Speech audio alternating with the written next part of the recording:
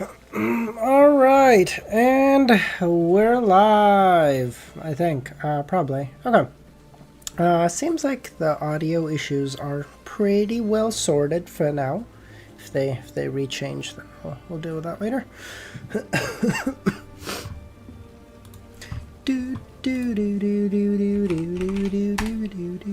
Wow, that's bad.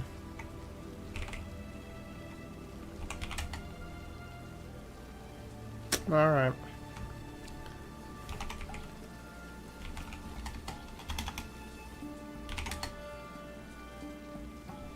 Lou, Adam, how's it going, man? How you doing? Yeah. Drone. Is that the pendant from Lord of the Mysteries? It is, Boobla. Yes. Hold on. I mean, I can't. I don't have nails, so I can't just open the fucking thing. Hold on. Let me pull it out. Hold on. I'm still here. Hold on. Why the fuck is the chat on this screen messed up again? God damn it. I fucking hate this screen so goddamn much. Holy fuck. Okay. What happened last chapter you read, by the way? That's a great. Oh, they tried to do that. They tried to do that bullshit with trying to get the Rose School of Thought members, and it didn't work. They it didn't work. Hold on. Look at that. It's so nice. Why is sorry, yeah, because it's because it's not set on autofocus, so it's only focusing on me. But so it doesn't. Oh fuck! I hate that. That doesn't come out clear. But like, I think you guys get it. It's quite nice. It's beautiful. Looks so nice. I know it's a pendant. I know it's or like Klein wears it as a bracelet rather, sort of thing. But I think for me, I think a necklace suits it better. I think. Yours hasn't even shipped yet, bro. Where do you live? What do you mean? Do you live in fucking like the with the fucking monks in Tibet? Where do you live? What? Hawaii? That's not even that far. What the fuck? Godzilla, how's it going, man? Kami, DSV, how's it going? Yes, I have the pendant. That's fucking awesome. I mean, Hawaii is not mainland US, so I'm sure it makes a bit of a difference. It shouldn't be that, because you ordered it before I did, and yours hasn't even shipped yet, which is kind of nutsy. Good lord. So XRON. So a road, a robe. No, wait, what am I doing? AROXN.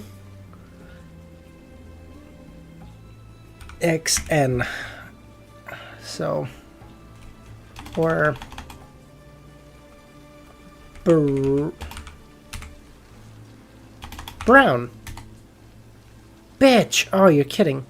Great night, but tired though? That's good to hear, man. That's good to hear. I had such a quiet day at work today, because the branch I'm at right now is like quiet as fuck. It was like yesterday was a busy day, so they were still more busy. So it was like decent. Yeah, Bronx would be nice, except for the fact that I know both B. Well, I don't know about X, but like I know B isn't in there, so fuck you. But I mean, I assume Kami knows the answer and he's just trying to fuck me up. I'm not that mean to everyone. GRO. Luvion, how's it going, man? How you doing? Yes, DSV, I do have it. It's so cute. I like it. I don't think I would wear it. I mean, all the time, because I don't normally like wear anything. I don't normally wear jewelry. It's not my cup of tea. But like, this is very nice. Like if I was the type of person to wear it, I could like. This is it's made very intricately. It's quite nice. Wallflower, how's it going, man? How you doing? It looks so cool. Oh, actually, wait. Accessorize? I know I should. I never bother. Oh, wait, I actually did get one more thing. Hold on.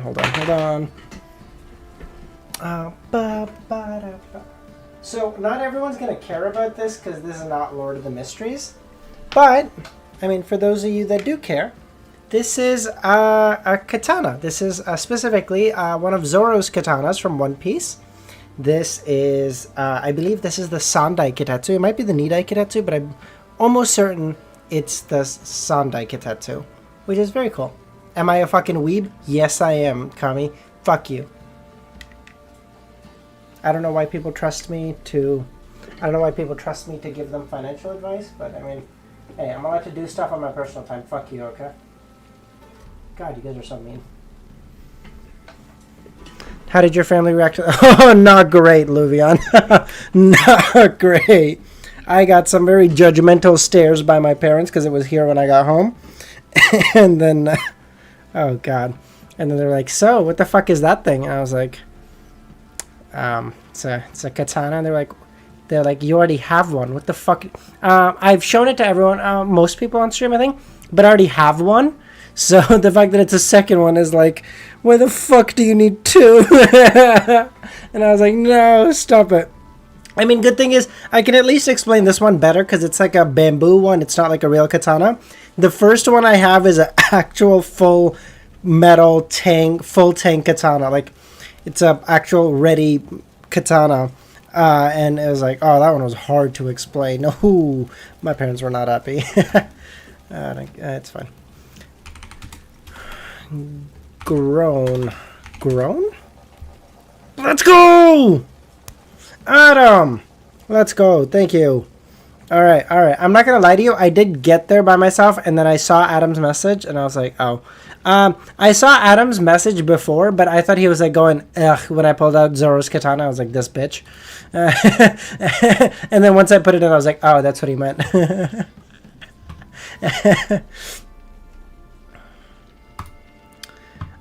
Yeah, I don't know. Easy told me yesterday he wanted to speak today, but then I didn't hear from him at all, so I don't... Maybe he's just busy. It's all good. I mean, we'll talk later. It's fine. I don't fucking know. It's all good. It's better this way anyway. Let me at least build up more of a buffer to this fucking guy. Jesus Christ, he's been on a fucking march the last like week and a half or so. Okay.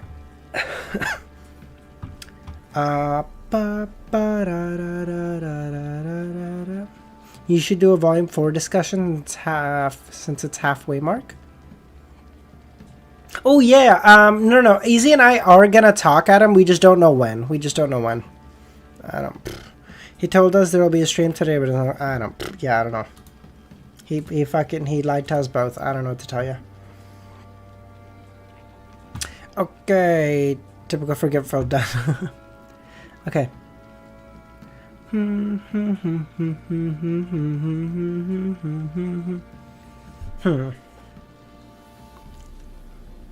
Brooch, badge, button, cross. Fuck. What am I thinking of? I'm thinking of like badges or something that like, you know, people wear. So like a brooch, button, badge. Cross should have worked, but pin? A pal pin? Let's go! Okay. By the way, how's everyone doing this fine, what is it, Wednesday night? Yeah, it's Wednesday night for me. Could be who the fuck even knows for you guys.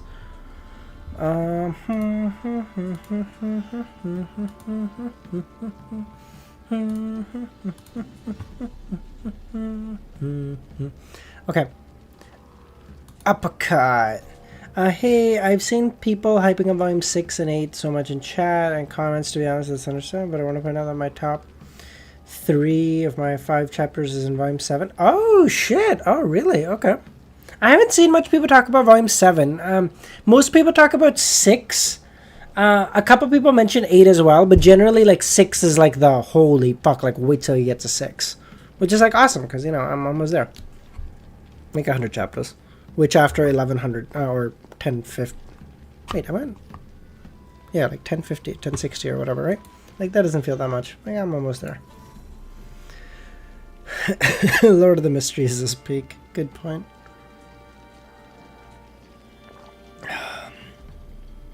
Six and eight are better than seven, but seven is very... Oh, okay, cool.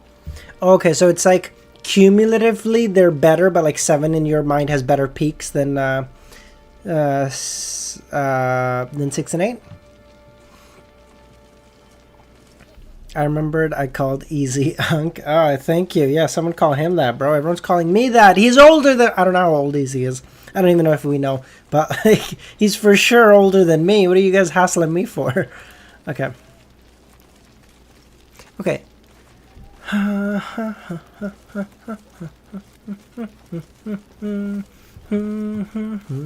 Nah, 6 is the best chapters in the down. Alright, fair enough. Alright, I'm never getting this. Who even gives a fuck? Let's go. He says he's mentally 21. Biological. Biology, genes. Genes, genetics. Genetics, cells. Cells. Okay, okay, let's go the other way. Prefer. Jesus Christ. Oh my god, DSV, what the fuck? Can't be saying shit like that, caught me off guard. Okay, prefer. Prefer choice. Choice, choose. Choose cells. Choose cells. Cell, jail cell. No, that wouldn't count. There's a chapter named One Letter, and it's so genius. The peak of writing in book 1. Ah, cool. Isn't you yes, Kami, basically. Some caveats and like more descriptors needed, but like you have the rough idea. That's why I was caught off guard. Choose cells. Choose cells. Cells, molecule. I don't even know where I'm going with this. Molecule, choose molecule, choice, small, decision, small. So decision, molecule, decision, molecule. Okay, like you get to make a thing, and it's like random. Damn.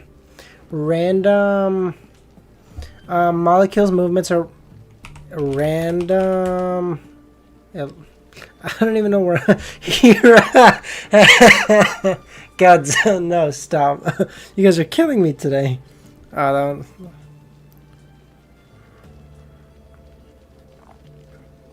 was thinking like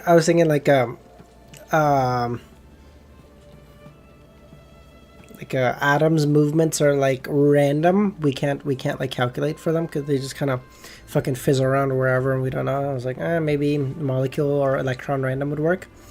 Atom? Oh, maybe. Wrongs, how's it going, man? How you doing?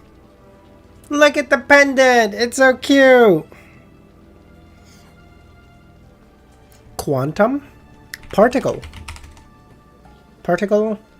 Accelerator. Sorry, too much. I've watched The Flash too much when I was a kid. Particle random array. I was thinking like a... Oh my god, random... Time manipulation, yes. The speedsters can rip through time, because... Of course. Random. Bro, I'm so... Chance born? Okay. Chance. Okay. I think chance is probably closer to like genes. Lineage, maybe? Lineage, chance born? Fuck, no, born is already here. Birth? Fuck! I checked, we have some peak lore chapters coming. Oh shit, nice, okay. Nightwalker, how's it going, man? How you doing? Look at the pendant. I'm gonna keep saying this to everyone because I'm a fucking child. It looks so cute. Probability. That's a good one. L-E-T. Is that how you spell it? Let's go. Oh my god. Nightwalker. Goated. Let's go. Random probability was what we needed all along. Oh my god. This entire particle, molecule, atom bullshit was cooked. Oh my god. Oh, that was so stupid. When taken? Is that the one? Yes. Okay. Let's just do this one, and then we can start reading. Okay.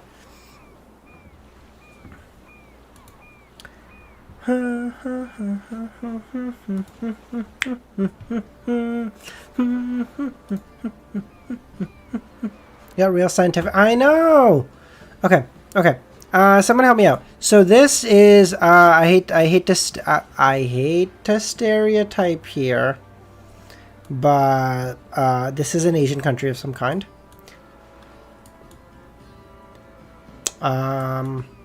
It also doesn't seem like one of the super wealthy ones, so I don't think like Singapore or anything. I'm thinking like Vietnam.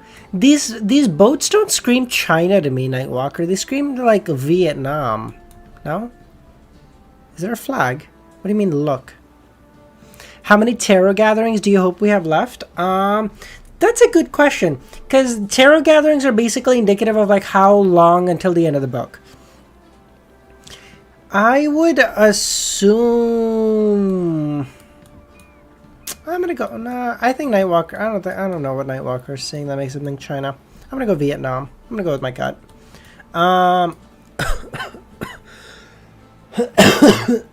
Good God.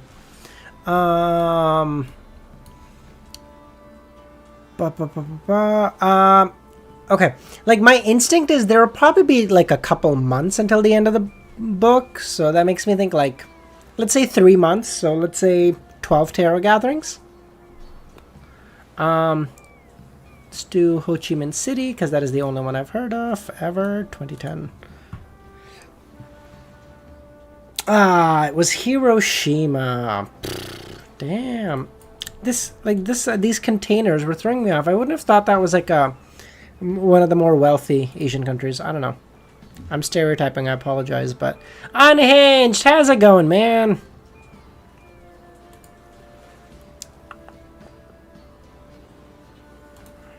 Maybe they were lanterns. Maybe. The quality, unfortunately, wasn't great. Okay, so once again, so this is like a more developed country.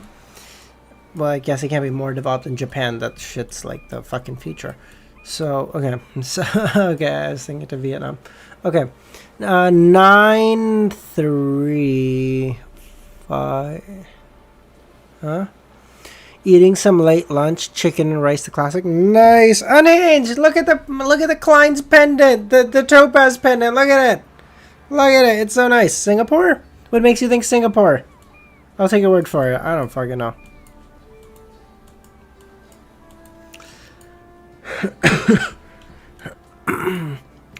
Singapore is almost all English, so yeah, that would make sense too. Amazing. Now you can divine why your dad left you. He's downstairs, bro. But cope harder. Pet sitting right now. Remind me never to adopt a puppy. Will do, Bullseye. But I love puppies. I love dogs. I have never. I love puppies. I love taking care of them for like 2 days, and then I'm like, holy fuck, this is so much work. Okay. This doesn't oh, it has to be. Fuck. Okay, I'm gonna take a guess here. I'm gonna go fucking. We're gonna go like. I'm gonna go like. We're gonna go like. It's not a country. It's let's go. Same thing. 2010. Let's go. Fuck! Barcelona? Oh, that's so cooked. Booking office. I'm on day 5, so I'm already done. Oh, God. Yeah, fair. How long are you watching him for? Or her for? Yeah, I would not have guessed Spain. That's insane.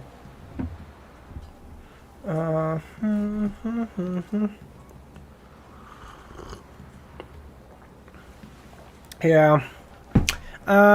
It's all in English too, which either means it's America or it's Britain. No, it can't be Germany because it would be in German. It wouldn't be in English. Although this sort of prim and proper wear makes me think the common. Yeah, I think it's the UK. I mean, UK is technically not part of the Commonwealth, right?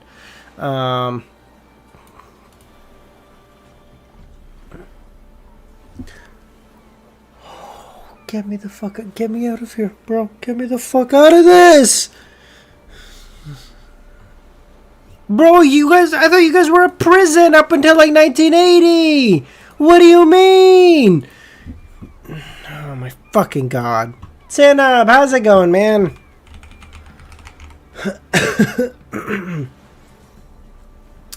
Oh god, get me the fuck out of here. I guess DSV, you were right, it was the Commonwealth. Wait, no, Australia wasn't... Was Australia part of the Commonwealth? Was Australia part of the Commonwealth? Australia is a founding member of the modern Commonwealth. Oh, fuck me. Okay, I guess it was. Is it racist to think China? I think it's incorrect to think China. Cause that is a... I don't actually know. I don't actually know what the religion breakdown or like religious breakdown of China is. I don't know. Is China very... I don't think China has a lot of Christianity. I don't actually know. I don't want to say... I don't know. This is older though. This is like 1960s cars or some bullshit. So what country would be like relatively well developed, quite nice in 1960s? I'm thinking Italy. Religion is under state's authority in China? Oh, interesting. I thought you were in prison until... I didn't say in prison. I thought you were a prison.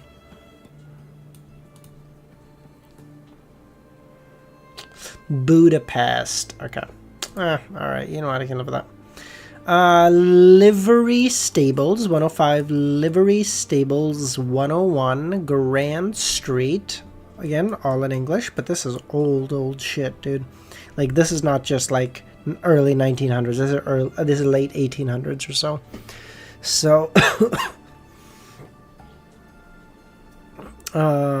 we're gonna go with, once again, the birthplace of the Commonwealth. We're gonna go 1870.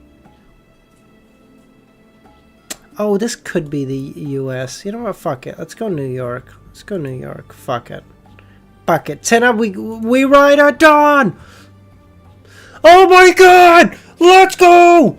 Bro, that is a... What do you mean? I should have gotten 100 points for distance for that, bro. How far? I was 11 kilometers! Oh my god, that was goated. Tina, my goat coming in clutch. Alright. Alright, how do we do? 565. Okay. Out of a potential 1,000, we got over half, okay? Okay. Now that we're gonna start reading, okay, hold on. I just need to prep something really quickly. I'm right here. I just need to prep something, okay? Hold on. Now that we're gonna start reading, I'm old, okay? Shut up.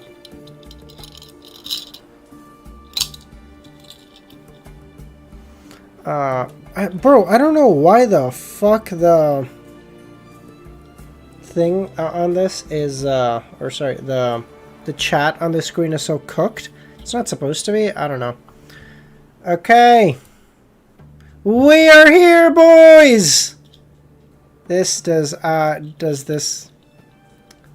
irritating my nose unbelievably so? Fuck yes it is. Am I gonna wear this for the whole stream? Fuck no, I'm not. Oh my god, this hurts my nose so much. But all the same, we ride at dawn, bitches! Oh my god.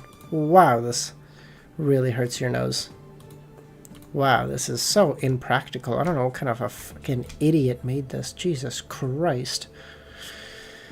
Ow. Alright. But now we have it. We can pull it out for like special moments. I'll keep it by me when I'm streaming, so like if a mon pops up, we just it out. If he's gonna be here for a while, then we're cooked, because I'm not wearing it for the whole time, because again, it hurts my nose and eyes so much.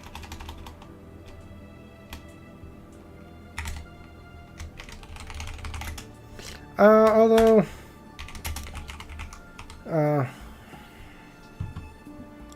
Unhinged, what are you talking about? I was always a mon. Exactly, yeah, DSV, exactly, you get it. Even this bit is like, it's so cute. Now if I could just, if I just get that pocket watch, we're chilling. How much is that pocket? No, I'm not buying it right now, mind you, because, damn, having to explain all these expenses to my parents has already been less than fun. Don't didn't enjoy that. This shit is so cooked. My god.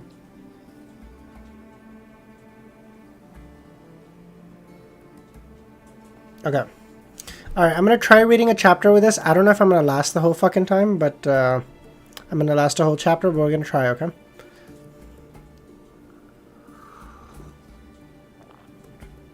Yeah, Bullseye, it was supposed to be. Easy said, like, hey, do you want to do it tomorrow? And I was like, yeah, that sounds good.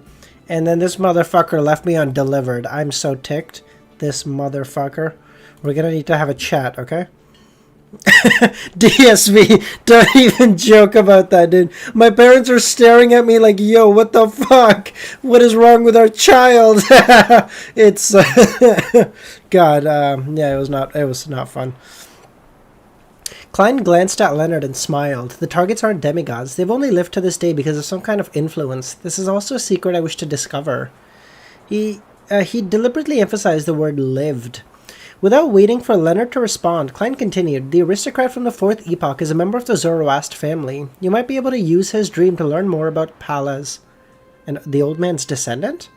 Leonard's heart stirred as he looked forward to the proposal that Klein raised. Although he had gotten along rather well with Pallas Zoroaster and gradually built some trust with him, he still had a basic level of vigilance against him. After all, he was an outsider. At that moment, Klein added, for now, don't mention this to him. Do you think I'm so unreliable? Leonard grumbled. There's no need to remind me. Seeing that Leonard had agreed, Klein smiled and said, give me a few drops of your blood when you return. This is necessary to explore the dreams. He didn't specifically mention how to give blood to him. After all, Leonard knew at least 2 methods. First, to sacrifice it to Mr. Fool, or to summon the messenger of Klein. Blood. Leonard subconsciously repeated the word. In mysticism, one's blood was an important item. It was best not to give it to others, otherwise they might die without even knowing why. After a brief moment of hesitation, Leonard nodded. When do you want to start? Late Sunday night, close to midnight. He wanted to give Miss Justice time to converge her spirituality and familiarize herself with her new abilities. Alright, Leonard didn't say anything else. So now, Alger and Audrey are both sequence 5s, right? They're the same sequence. Oh, Alger, you gotta step your shit up, boy. She's caught up to you. Burns, how's it going, man? It's here. Yes, it's here. And my voice is cracking. This is bad. Shut up. Okay, I'm still getting over a cold. Fuck you guys. Don't make fun of me for that. You can also occasionally hear my voice becomes really nasally. So, so getting over it, okay? In mysticism, nope, already read this. Following that, Klein seriously explained skills in sophistry so that the dear poet would know how to pacify his grandpa. After returning to the real world, Leonard was deliberating over his words when he heard Pallas's voice. Why did your colleague look for you? Is there something that cannot be explained in a letter? Leonard chuckled. He's afraid that the letter would be leaked. After all, it might involve that person. Just as he finished, Leonard inwardly mumbled, "Of course, the most important thing is to be wary of you. What I see is equivalent to what you see."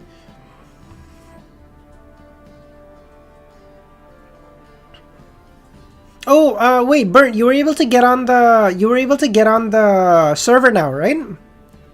That's fucking awesome. Okay. I can't play like weekdays because I'm old and I have to work. Fuck God, I hate being an adult. I say that, and then I spent I was at work for 7.5 hours, not including lunch. I spent, hold on, let me fuck, God damn it, there's gotta be a way to lock this bitch. I would have spent 6.5 of those hours on YouTube. I did fucking nothing today. So, you know, take my words with a grain of salt. That person. Pala seemed to understand who he was referring to. Yeah, Leonard picked up a cup on the coffee table and drank a mouthful of beer. He found an ascetic from the Third Epoch. He hopes to learn the history of that epoch through his dream. An ascetic from the Third Epoch? He's still alive? Of course, he wasn't too surprised. After all, at his level, even if he didn't grasp the 100 methods that allowed people to live from the Third Epoch, he knew 5 or 6. The easiest was to steal the time or life of others. He's still likely alive, but has a very special condition, Leonard explained. Is that so? Then I can only wish you the best in not seeing scenes you shouldn't see. Of course, your former colleague is protected by the existence of concealment, so you better be prepared. Old man, are you not the least bit curious? Don't you want to know the true deities were like in the Third Epoch, or the cause of the cataclysm?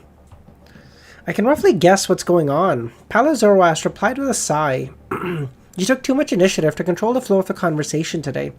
This is different from you in the past. Ah, shit, that sucks, Burnt. Yeah, no, it is intensive as fuck, though. I know what you mean, dude. It was like, I think I have like 12 gigs dedicated to it when I log on. Like, that shit is cooked. I mean, it's fine because I have 32 gigs of RAM, but like, that's insane.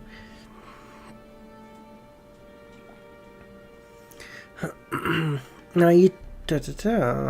This means that you have a secret hiding deep within. Not bad. It's better than the past. At least, it's not something that can be seen through immediately. See? I just gave it a try and you exposed yourself. You still lack training. Your former colleague is really... Leonard could only respond with a dry chuckle. He put down his cup and leaned forward. He then picked up a silver ritual dagger and cut open a wound, causing a few drops of blood to drop out. Meanwhile, at Earl Hall's residence, Audrey was also holding a dagger with gems embedded in it. She was preparing to fulfill the promise of providing help for free. She then moved the tip of the dagger towards the back of her hand. The pain is very mild. The pain is very mild, she hypnotized herself. It was almost impossible. It was currently impossible to tear her skin without using strength, even if she didn't reveal her dragon scales. Oh, cool. So, like, her body's become really, really strong. Or durable, at least. Okay, I'm going to take it off now because it's really hurting. Wow, that hurt like a motherfucker. Alright. Alright, we'll have it for, like, special occasions and stuff. So, like, when I'm talking with Easy, whenever, for Volume 5... Volume 4, I'll put it on, but oh wow, that hurts. On Sunday night, after attending a ball, Klein returned home and made up an excuse that he was tired to go to bed early. In the wee hours of the night, he got out of bed and summoned himself. After some work, he sat in the seat that belonged to the world. He confirmed that once the summoning ended, he could use the Grey Fog's level and standing to forcibly extricate himself from Grozel's travel.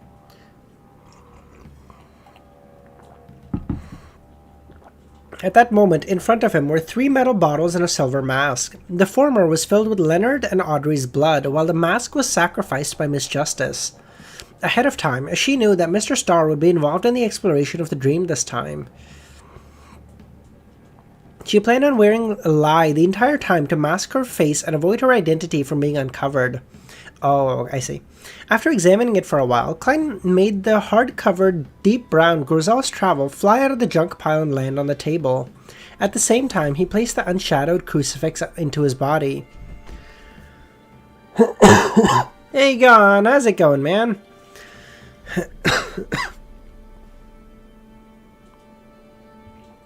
Two dark red beams shot up at the same time, forming blurry figures. Audrey and Leonard cast their gaze at the bottom of the long bronze table and sized up the items in front of Mr. World.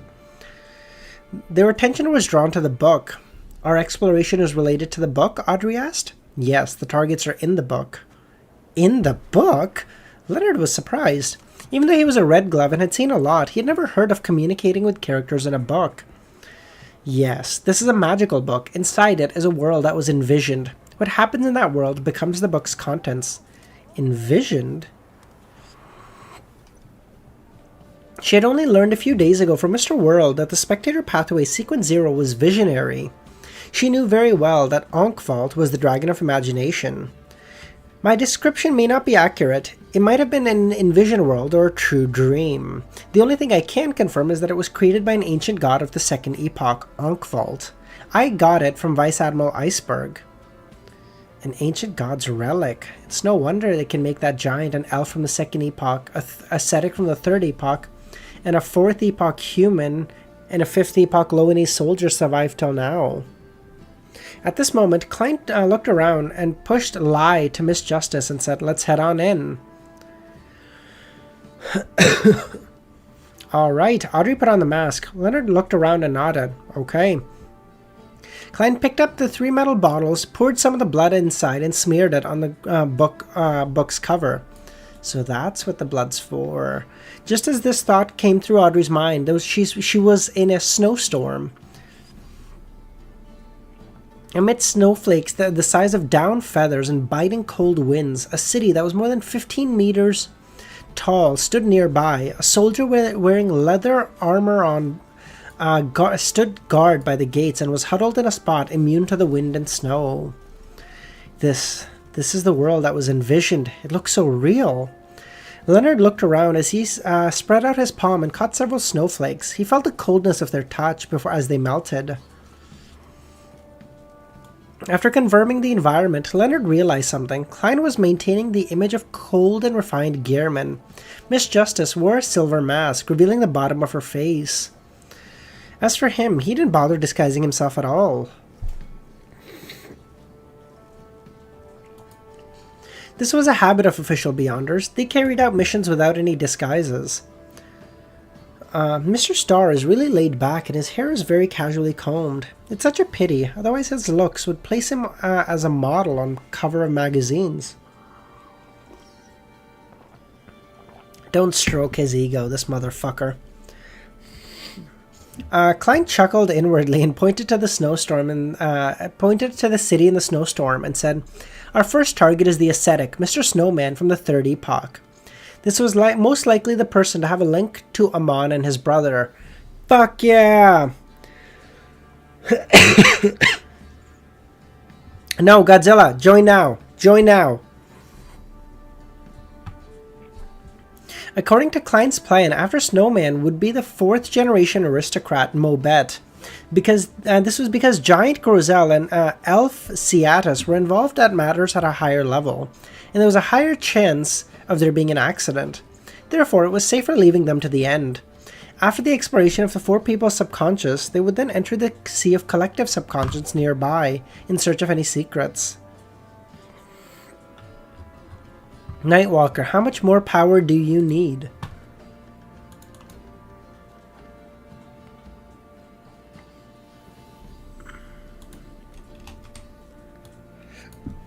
The Lord's left hand. Yeah, that's what they called my left hook back in the day.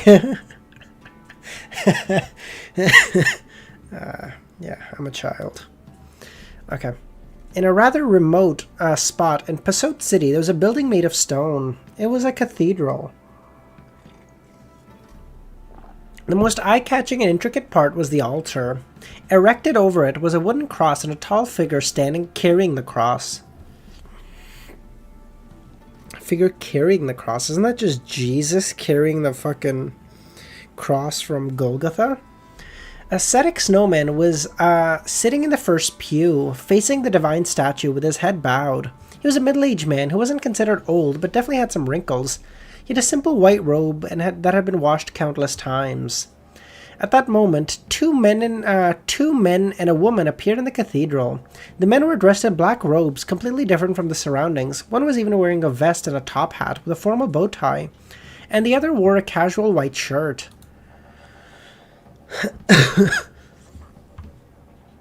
She wore an intensive silver mask, revealing a pair of emerald-like eyes.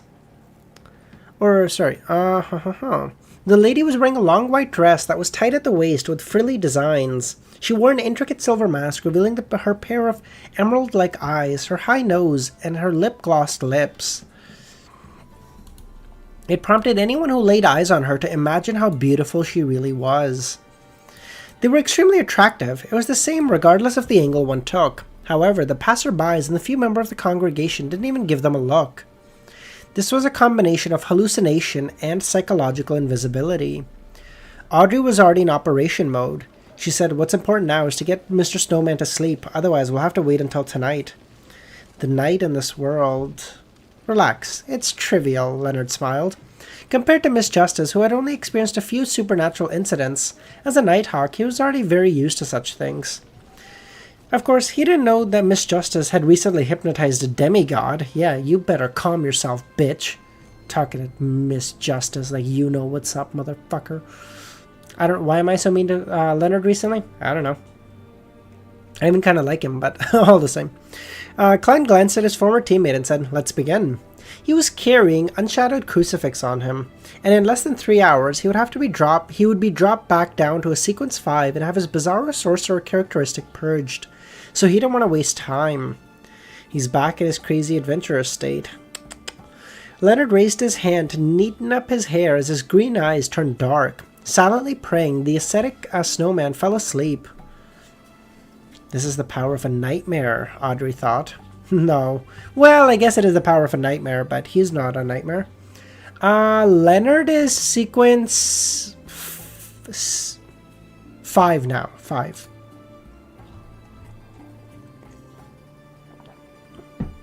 He's a spirit warlock now, yeah. Man, everyone's a 5 except for the couple that are 4 now, eh? We have 2 4s. We have Gehrman and Cat Leia. Everyone else has a 5, right? Or no, I guess 4s and Geo. No, those two fucking lagging behind.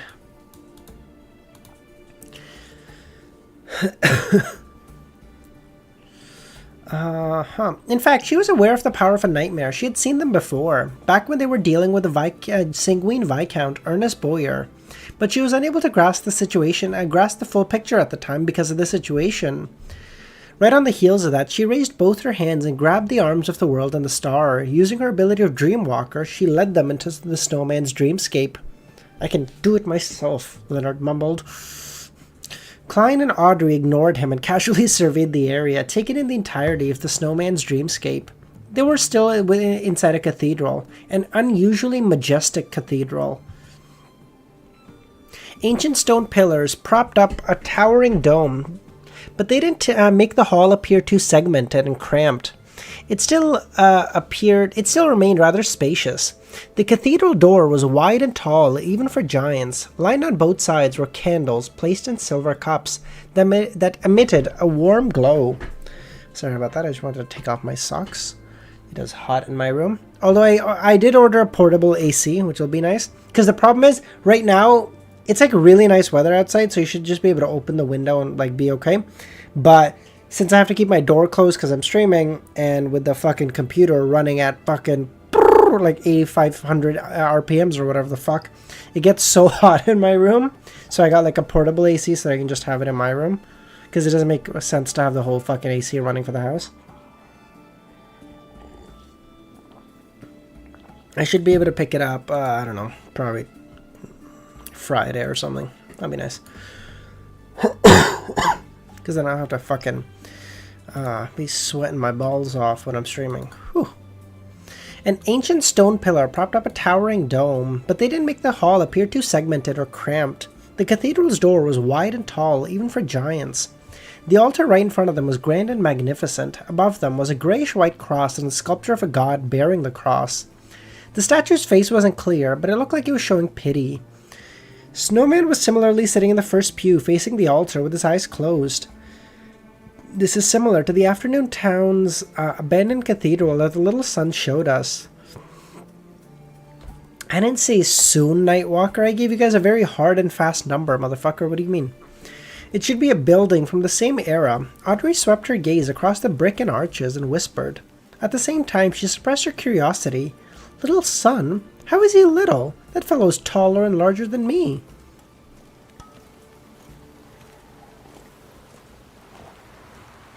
Afternoon Town's abandoned cathedral, Leonard thought in puzzlement. When he joined the Tarot Club, the sun had long returned to the City of Silver. Indeed. Clan retracted his gaze and agreed with Miss Justice and said, try to guide his dream and to get him to reveal the most important information in his subconscious. Focus on the Kings of Angels.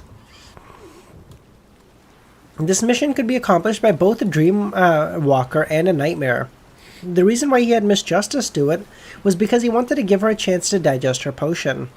After all, Leonard had already passed that stage, and no matter what, in matters that involve the subconscious, spectator pathways were definitely more professional. It was only then that Leonard realized a problem. Miss Justice's abilities involve the domain of dreams. That means she's already a Sequence 5 Dreamwalker? This is so fast! Bigger and larger than me. No, actually I think it was Trissy that said that, Jin, but same principle.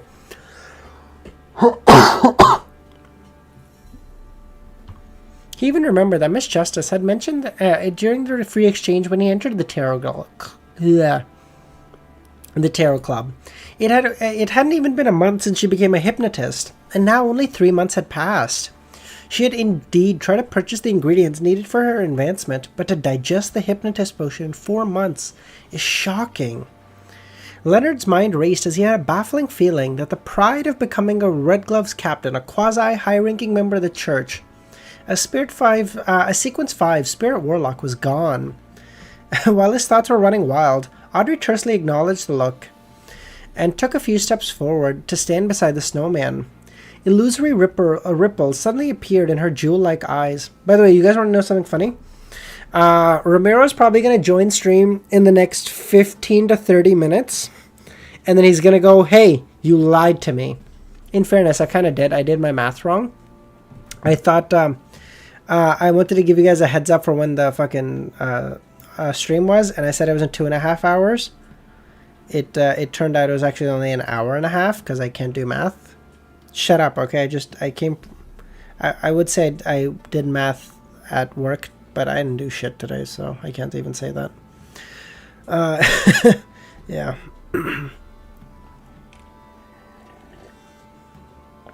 Yeah, okay. Invisible ripples emanated out of the altar in a cathedral, in front of a cathedral that suddenly turned blurry. Magnificent objects, along with the cross and the divine statue, warped and suddenly unfurled. Bro, I used my entire... Bro, all my fucking brain power got seeped out like the fucking unshadowed crucifix. Because, like, I was sitting there doom-scrolling fucking YouTube shorts for 7 hours straight. Like, my mind was fucking jelly by the time I'm coming home. Because I'm like, la-di-da-di-da. I didn't do fucking shit today. The lights and shadows intertwined into a three-dimensional portrait of a towering mountain range. The Hornaces mountain range? On the peak of the mountain stood a huge cross, even taller than the mountain. In front of it stood a majestic figure covered in layers of stacked halos. 2-winged, 4-winged, 6-winged angels were either holding the bugles, playing the harp, or playing flutes, dancing around the majestic figure as they sang. 8 blurry figures with 12 pairs of wings surrounded the majestic deity. 8 blurry figures. Those are probably the 8 kings of angels. Bug, how's it going, man? How you doing?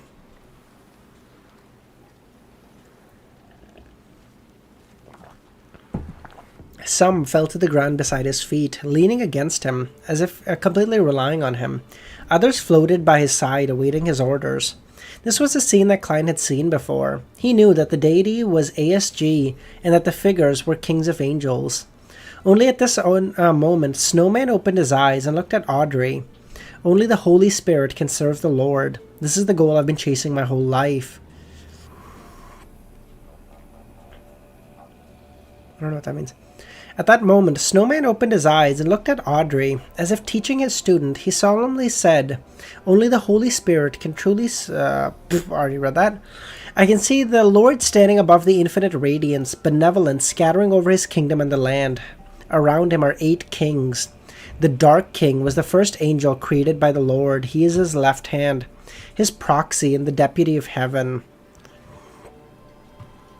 I'm going to have to copy this into my notes. Let me just get it pulled up really quickly. Okay. The angel of imagination is the Lord's eldest son. The Lord said that in a distant future you will become the savior of all life. The angel of time is the Lord's second son. The Lord said that you are the god of trickery and a god of mischief, the light at the dawn of the apocalypse. Motherfuckers are straight up Loki.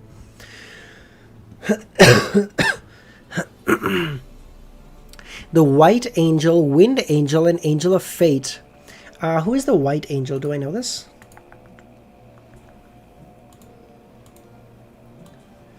EBS. Okay, EBS. So the white angel, the wind angel would be Lord of Storm. Yeah. And the angel of fate, Ouroboros, are loyal followers of the Lord. Fucking doubt it. They all killed him. No, I guess Ouroboros didn't.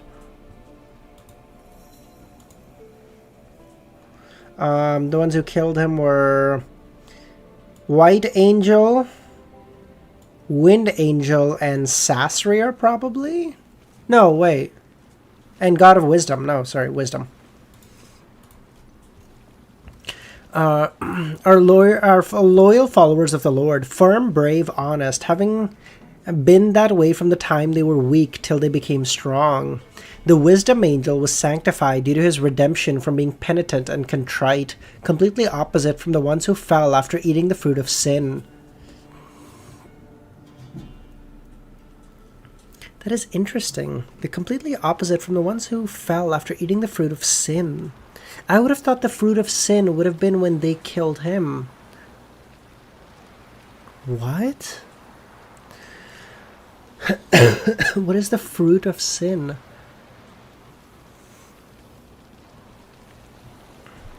The war angel is the Lord's rage, the Lord's punishment. His appearance over the land means war is at hand.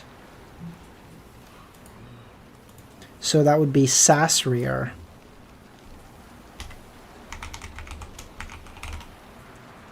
No, Sasrier is the dark angel.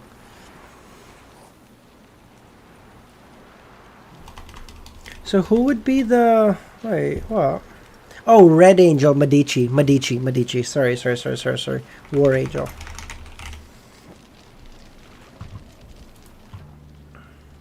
Shut up, I got there.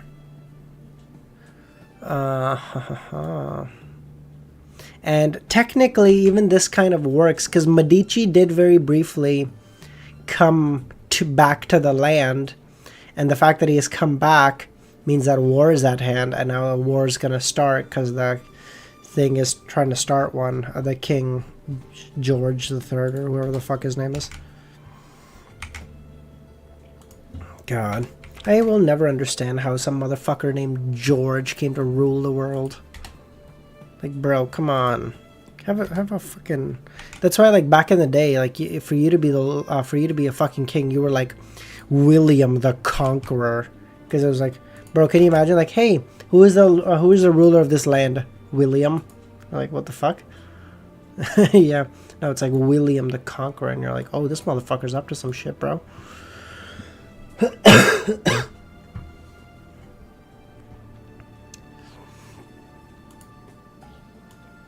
From the looks of it, this ascetic has never been to the ASG's divine kingdom, nor has he ever seen a king of angel. What he's describing is probably from religious canon. In other words, what he says is the official text is what the official text says. From the looks of it, Dark Angel Sasrier was really the leader of the King of Angels. He was most trusted by the ASG and called the Deputy of Heaven. Yet such an existence was bewitched. I wonder what his outcome was in the end. This is why there aren't any traces of him to date. He never expected that ASG would predict that Adam would be the savior. This left him puzzled. So these are all 8 kings of angels. Leonard listened attentively. This was something that Old Man Pallas hadn't told him in detail before. It was a real secret from ancient times. Audrey had seen the murals of the 3 kings of angels eating the City of Silver's creator. Through the corresponding images, she had matched them to EBS, Lord of Storm and God of Knowledge and Wisdom. So she wasn't too surprised. She turned her head to look at the world and the star, calmly interpreting the meaning behind those sentences. Good God.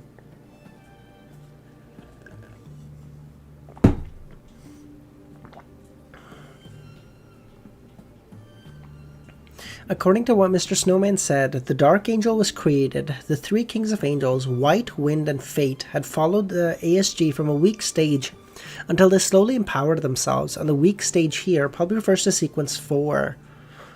The Wisdom Angel should be an outsider who joined later. He must have been an opposing force. He must have been from an opposing faction in the beginning.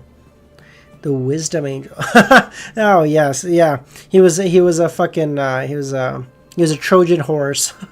That's why he got him.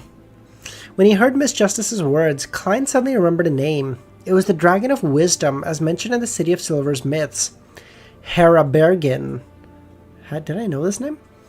After Snowman recited some scripture, he solemnly said, "Our diocese has cultists who believe the Evernight hiding within it. These are the orders from the kings." What the fuck? What? Okay, I'm just gonna note that into my shit too. This is. Oh, boys, we're so we're so cooked. It's over. It's over.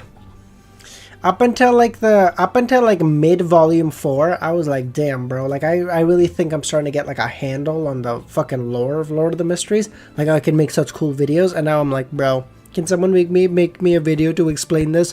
I don't understand. It's too complicated. I'm fucking stupid. Oh god. Alright, I'm not. I know what I have to do, but I'm not sure if I have the strength to do it.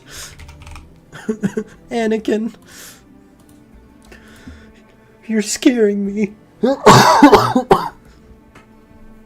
Okay.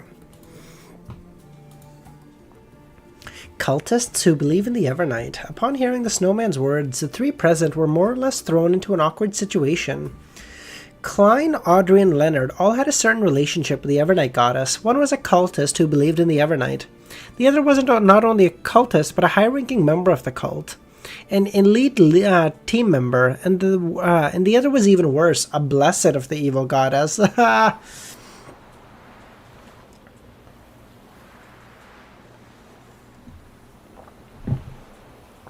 Bro, I keep forgetting Klein is now a blessed, because when he said like, oh, a standard cultist member, I was like, oh, he's talking about himself. I was like, no, he's talking about Audrey, bro. He's a blessed. From the looks of it, the Church of the Evernight appeared earlier than the records state. They can be traced a long time before the Cataclysm. However, it stood in the form of a secret organization. Klein cleared his throat. So part of this we knew. We knew that what do you call it? We knew that the Evernight Goddess's church was among the main 3 churches, was the only one that even for a time was designated a secret or like a secret organization for even a time. But now we know that it was before the Cataclysm. Okay. So this also kind of makes sense that Evernight Goddess was like one of the factions that was fighting against ASG. She she at a time like had a battle with someone in the what is now the City of Silver, and presumably a portion of her, like a remnant power of hers or whatever, caused them to be steeped in eternal darkness or something. That would make sense.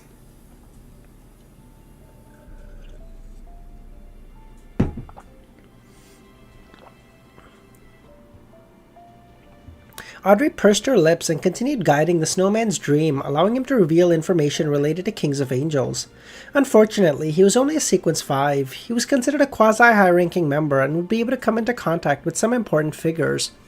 But before the Cataclysm, a Sequence 5 didn't enjoy such status. He wasn't even able to enter the Divine Kingdom, so he knew very little about the Kings of Angels and ASG. She is dangerous. All the good ones are. However, Klein keenly noticed that he had mentioned something. There were traces of remnant giants in the Northern Ridge mountain range. This mountain range's present name was Antares. Antares. Antares. That reminds me of. Oh, that's why. Oh, you guys are going to hate me. The Dragon Monarch from Solo Leveling is also named Antares. And it was located within Faceac. It made it easy for him to associate the information with the people of Faceac claiming to be the descendants of giants, and how the god of combat was a giant. Okay, someone find out. Someone knows why I'm laughing. Someone knows why I'm laughing.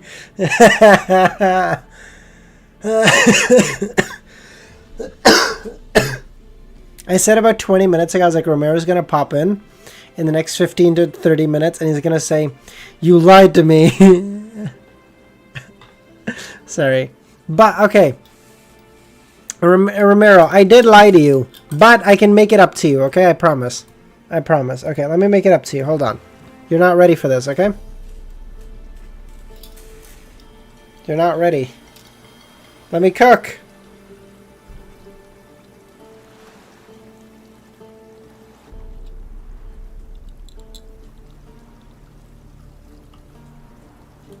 Alright, no harm, no foul.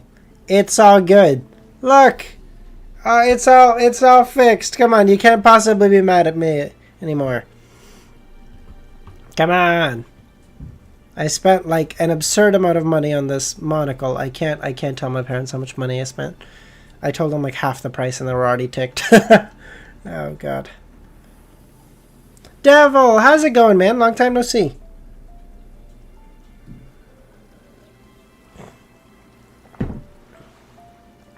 I think this was like $50. My god. Seeing that there was no connection to the Kings of Angels, Audrey switched to guiding Snowman's dream to presenting what was most important to him. The majestic cathedral that we're standing in began to shake as changes silently happened.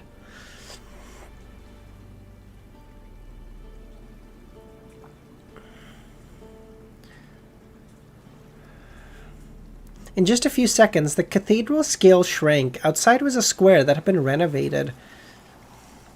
Snowman knelt in front of a cross and divine statue, his body bathed in sunlight. A blurry figure in simple priest robes appeared beside him and said, "Are you willing to choose the path of an ascetic, to give up love, to distance yourself from indulgence, to not wield power, to train your mind, to temper your mind, allowing you to approach our Lord, and by entering heaven one step at a time?"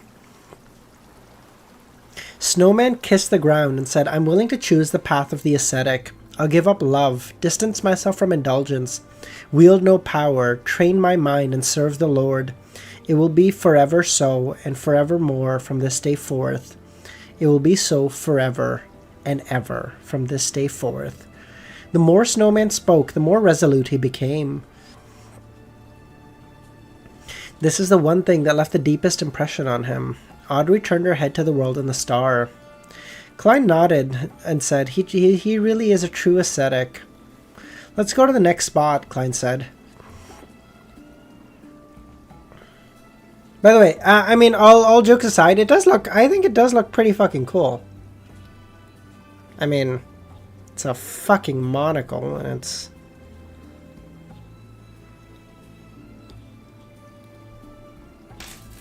2025. But, I mean, all things considered, it is quite nice. Like, even like this bit right here. Like, again, how does it wearing it feel? It fucking sucks. Like, sorry.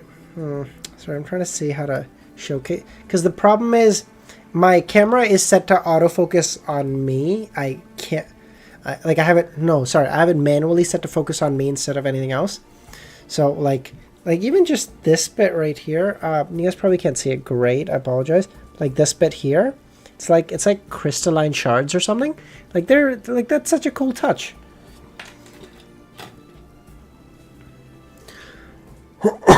And of course the pendant, everyone's already seen this, but all the same.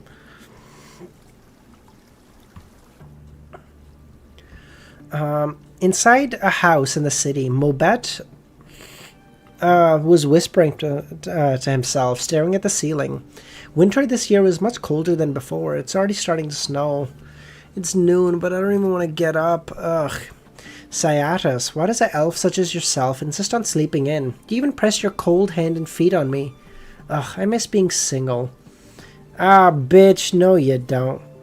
Yeah, Romero, this is where the next 2 months of your memberships went, okay? So none of you can unsubscribe, okay? I have to cover my payments for this. I'm on a payment plan. I'm counting on you guys.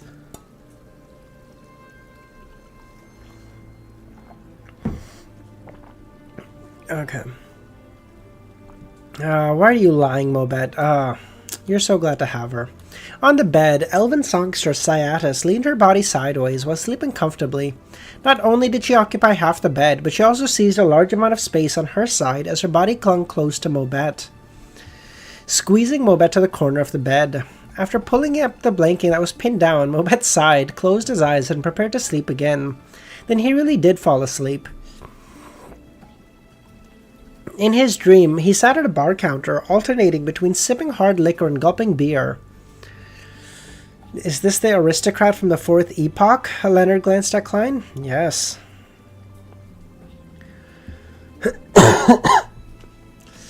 Oh, based on Mr. Starr's tone and suggestions, he's more nervous than before. Although I can't eliminate the possibility of seeing it in the fifth... nope. Powerhouses from the Fourth Epoch are likely to have a chance of coming into contact with such matters. This aristocrat from the Fourth Epoch is related to the person Mr. Starr knows, Audrey thought. Mr. Starr stepped forward and would suggest that he guide the dream. As expected, the Fourth Epoch's revered asymmetrical beauty has but such attire makes me uncomfortable, Leonard teased. Let me do it this time. All right, Audrey replied with a smile. This was a development Klein was happy to see. That won't be an issue. Leonard tugged at his collar and walked to the bar counter. He gulped down his beer and said, "You look like a member of the Zoroaster family." Everyone here knows that, not just humans, Mobet continued sipping his alcohol. "Let me introduce myself. I am a student of Pala Zoroaster." Student? More like the target of parasitizing, right? He said, "Brother, I see through your bitch ass. Chill."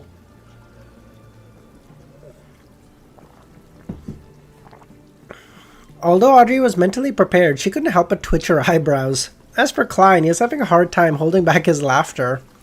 Of course, he didn't believe that there was anything wrong with Leonard's identity as a student of Pala's. As if it were him, he would have said the same. The problem with this is that no one expected Mobet to already know. Aren't you a member of the Zoroaster family? Oh, sorry, you aren't a member of the Zoroaster family, so how can you become the old man's student? You can only be a target. Don't worry, the old man isn't too bad. He wouldn't take over your body. After the parasitizing is done, he will only take away a few years of your life at most. You're still young, so raising your sequence would make up for it. Actually, Most Beyonders can't live to the end of their natural lifespan anyway. He sat down. He was like, "Bitch, who you lying to? You ain't shit. Why must you take a few years of my life? Why must he take a few years of my life? Since you're already parasitized, something must be stolen." Wait, you also called him old man?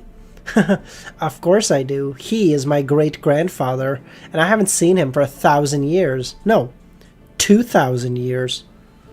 Bro, how old is this motherfucker? So the reason why the old man tolerates me calling him that is because it reminds him of his past.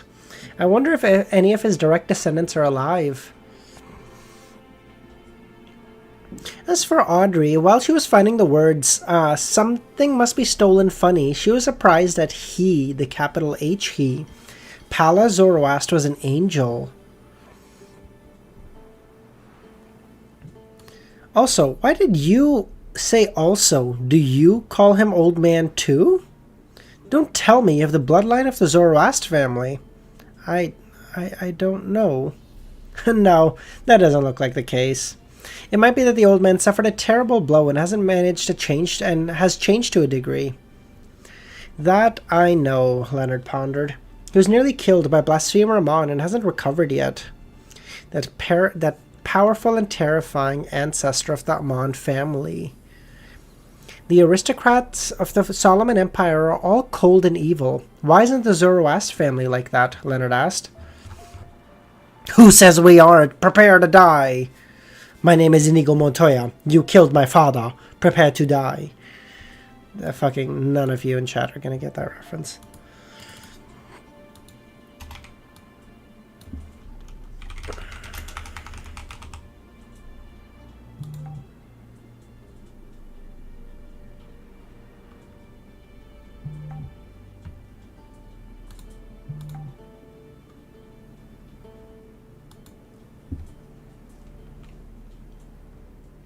Thank you, DSV.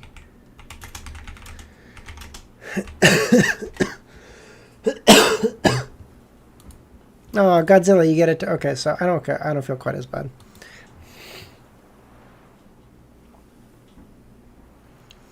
They aren't that cold and evil, Mobet said. Don't you know that the higher the sequence, the greater the inclination towards being cold and crazy? Which major aristocratic family in the Solomon Empire doesn't have an angel? That's why they're different from normal people.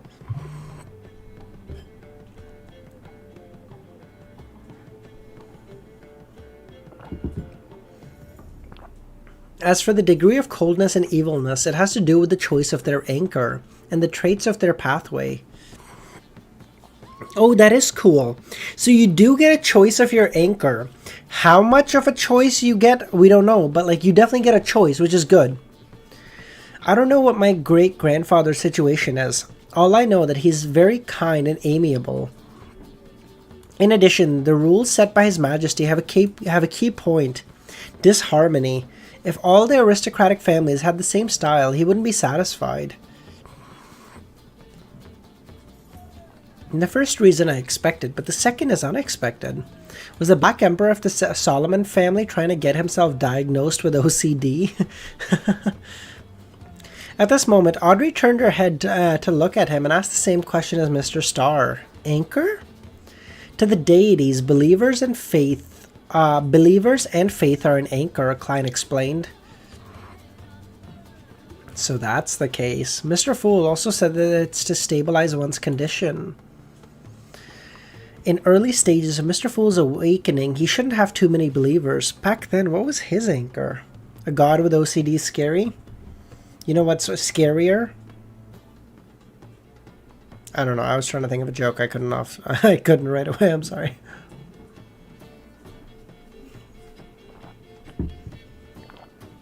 Solomon Empire wanted disharmony. Bro got deposed. Hey, that's disharmony, motherfucker. What kind of angel is Pala Zoroast? What kind of habits does he have?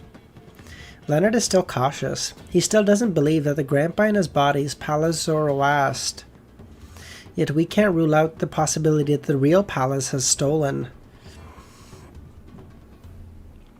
Mobet was taken aback before he drank a mouthful of liquor and said, "The old man appears to be an ordinary elder at home. He's a bit naggy and likes to throw blows. If one didn't know it ahead of time, no one would guess that he's a Sequence 1. His aesthetic style is different from His Majesty. He is absorbed over categories and emphasizes cleanliness and tidiness. When facing enemies, he is good at trickery, and often likes to finish off his enemies by making them break down." Oh my god. He would rather not kill you. He would rather you go out of control because it's just funnier. That is quite similar to how the old man acts. "Do you have his portrait?" Leonard nodded. "How could I be carrying his portrait on me? I'm not looking for anyone." At that moment, Leonard turned to the side and pointed. "Isn't that it?" Oh, he's such a bitch. Huh? Mobet turned his head and discovered an oil painting.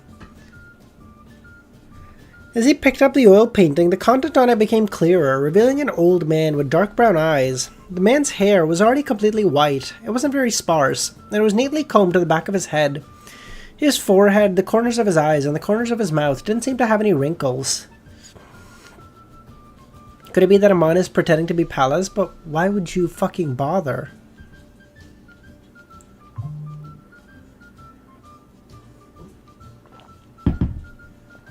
It is very fitting, you're right, because they're in a bar drinking.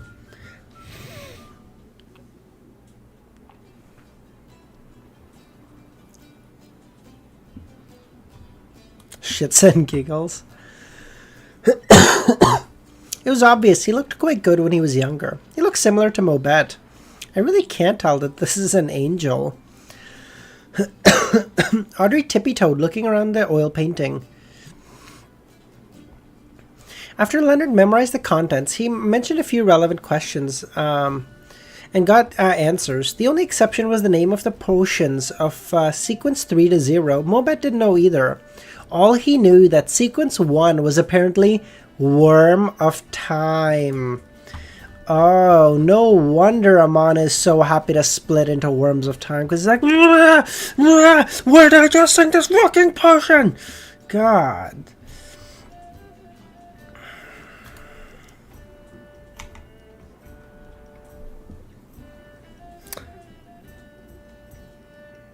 Wait. Wait, I have Trojan Horse of Destiny. Is that Sequence 2? I have it in the Sequence 1 slot. Is that actually Sequence 2?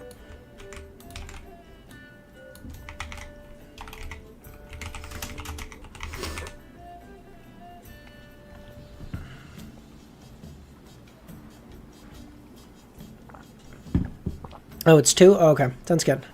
Okay, so I have almost the full Marauder pathway. I just need 3 and 0. And I have almost the full Apprentice pathway. I need... Oh, wait, no, I don't. Sorry, never mind. I need 3 through 0 on that one.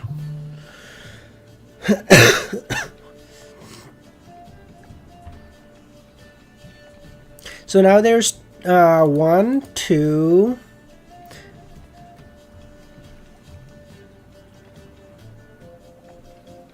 3. There's 3 pathways I only need 2 of. I only need like 2 names in to get the whole pathway. And there's 1 pathway I only need 1 off, I think. No. I can't count. Never mind. No. Yeah, I can't count. It's fine. Okay, let's go. Oh my god, we're at like 30 peeps. Nice. Okay. All right. We'll put on the monocle for a little bit, okay? It just hurts my nose a lot. If you remember, Alja once said there is a sequence called Worm of Time.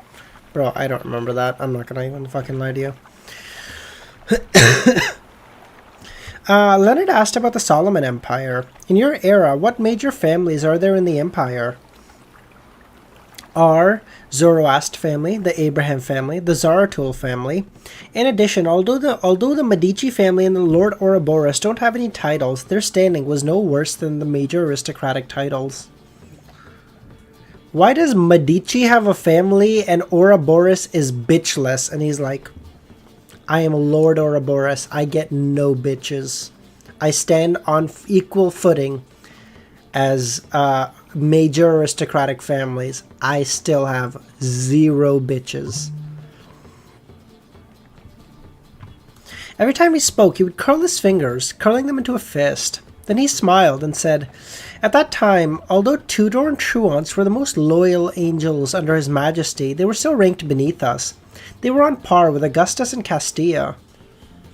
Wow, bro.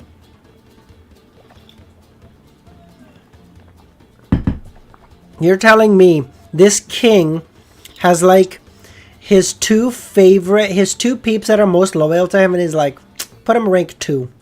Nah. You know, they're too loyal. You know, they're like yes men. We don't like them too much. You know, put them rank 2. You know, these motherfuckers who might be threatening to kill me at any moment. These guys, I want them right beside me, okay? I want a couple right behind me so that they can watch my back if someone else was going to backstab me. And then he gets backstabbed by those people. Fucking dumb fuck.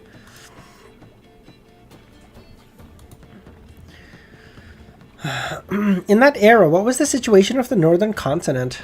All living creatures submitted to His Majesty. Even deities acknowledged His Majesty's rule in order to fight against opposing factions. Oh, that's nutsy shit, bro. Even the gods were like, bro, he's got it. That guy? Listen, I'm a fucking god. I'll fight. It's on sight with me, okay? But that guy? He's kind of nuts. They all have countries that belong to them in poorer areas. In short, Evernight, God of Combat, and Death were at odds. The 3 deities of Storm, the Sun, and Wisdom had a great conflict with each other. The Earth's attitude was vague and unclear, but she was more inclined towards the God of Combat. This made them unable to cooperate in a stable fashion, and made them unable to form an alliance to fight against His Majesty and the true Creator.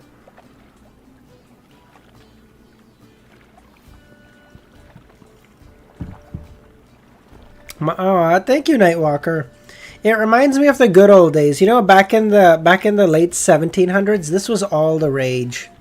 Man, you walked into a tavern wearing this, all the wenches were running straight to you. It was crazy.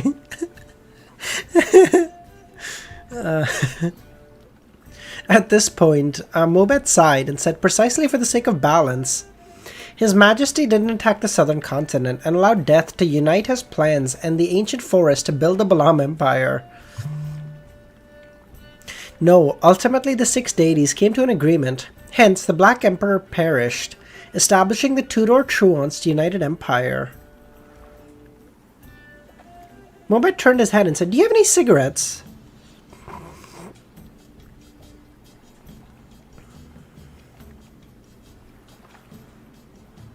Okay.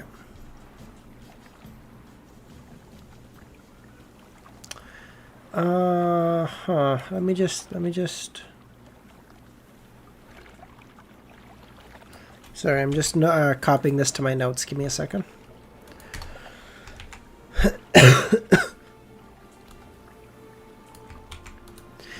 This guy's from the 4th epoch, right?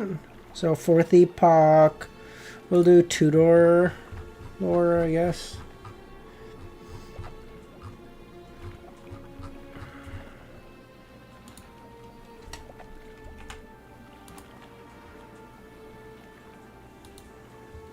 Bro, someone wearing that wouldn't go into a tavern?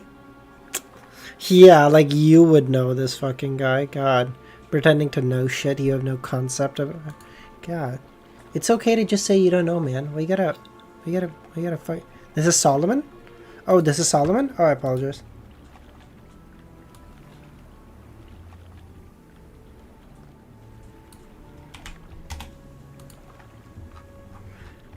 Oh, Solomon, my boy, you're finally getting some more lore. Leonard immediately controlled the dreams and conjured a cigarette before handing it over. Is this an improved version? Mobet stretched out his right hand and snaked a ball of fire from the kitchen bar over and lit his cigarette.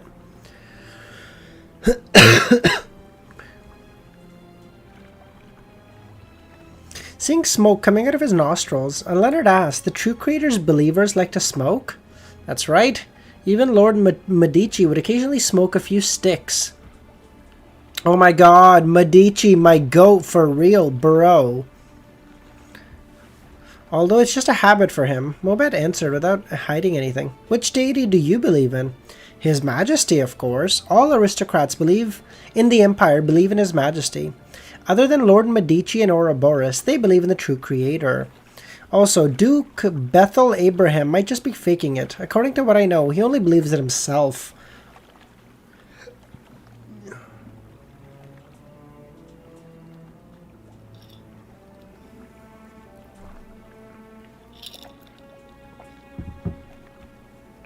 I am most certainly not reading till 1073, Kami. No, that's like another 10 chapters. Fuck that. I'm reading till 1070. Mr. Door, go! Mr. Door said, bro, you guys believe in gods? I believe in myself, okay? I believe in me. This is the Kanye mindset. This used to be really cool before Kanye became a Nazi. But like back in the day, I was like, bro, Kanye West is like, his self-belief is so crazy. And then he became a Nazi and it wasn't so fun. My God. Is Duke Bethel Abraham very powerful? Leonard asked? Or Klein asked? Or no, Leonard asked, yeah, sorry. Very powerful. Even Medici and Ouroboros are afraid of him.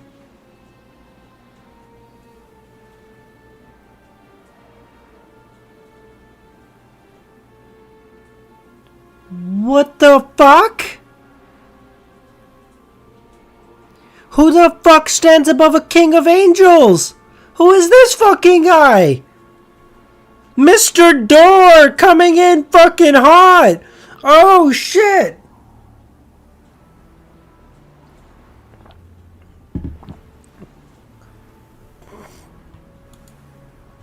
In the Warring Era, he was publicly acknowledged as one of the angels most likely to become a deity. Warring Era? This isn't thrilling. The Warring Era refers to the time after the Cataclysm ended to the point where the Empire was established. It lasted about 112 years. Our Zoroast family's first angels perished in that era. Thankfully, we were helped by His Majesty before he became a god, so we didn't lose the characteristic. Who did it? I'm not a sequence 4 yet. I don't know. I'm not qualified to know. Let's talk about Bethel Abraham. I don't know much about him, but I was very interested in their family and pathway. It's said that the apprentice pathway can wander the cosmos once they reach sequence 2. There's also a rumor that it's at sequence 3. Cosmos? Klein's pupil dilated. So this is interesting. Because it was also mentioned that there was like dangers or some bullshit in the cosmos or something, right? Am I just making this up?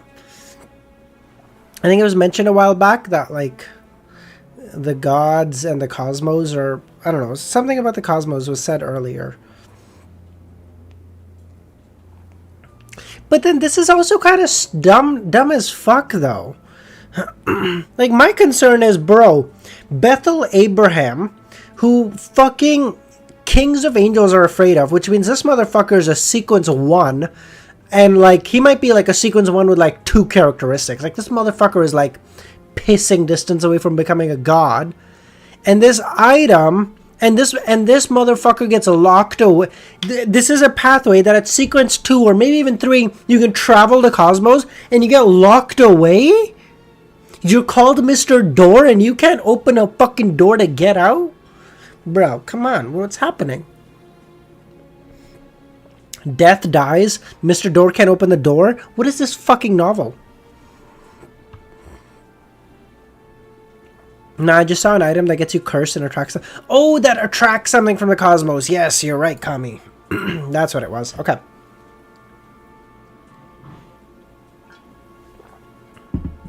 Okay, yeah. I know what you mean. Okay, thank you. They left behind a lot of information regarding the cosmos, recording many interesting things, but I never managed to borrow them. However, I heard there are 3 laws that they concluded. First, don't respond to any calls. Second, don't be reckless and approach unknown things. Third, endure loneliness. Damn. Damn. Don't respond to any calls. It's so that's so funny. You guys see the? I mean, you guys obviously see it because you've read the novel. But that's so cool. Where like, let's say it was Bethel Abraham who established these rules. It could have been someone else, okay? But let's say Bethel Abraham, after wandering the cosmos, was like, listen, like a really important, like rule number 1 is you do not answer calls, okay? Like if someone calls you and says like, help me, you don't ever answer them. You're like, you don't know who that fucking guy is. You don't know what they're up to. They might be trying to trick you. They might be trying to like do a whole bunch of bullshit. Like you don't even go near them, okay? And then now Mr. Door has been on the other side of the calls for 6,000 years. He's like, please, someone get me out of here. I want to go home. And you're like, bitch, it's your rule number 1. I ain't responding to that. You're out of your fucking mind. Get cooked.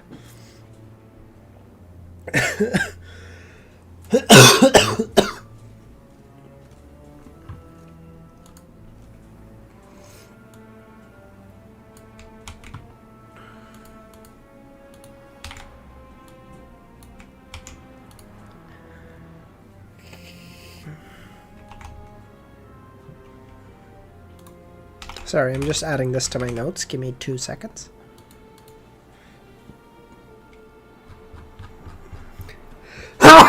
Good God. I'm out of tea, Nightwalker. I might have to go get some in a second. Good God. It sounds like the cosmos is vast and dangerous. I wonder if the current Abraham family still has the travel notes related to the cosmos. I'll get Miss Magician to ask later. Well, when Klein's gaze swept over, it happened to cross Miss Justice's gaze. She realized Miss Magician had. She also had the same thought regarding Miss Magician. Leonard did the same and nodded. During this process, the dream changed with Mobette's memories. Following that, they saw the appearance of Medici, Ouroboros, and other high-level figures. Ah, thank you, Luvian.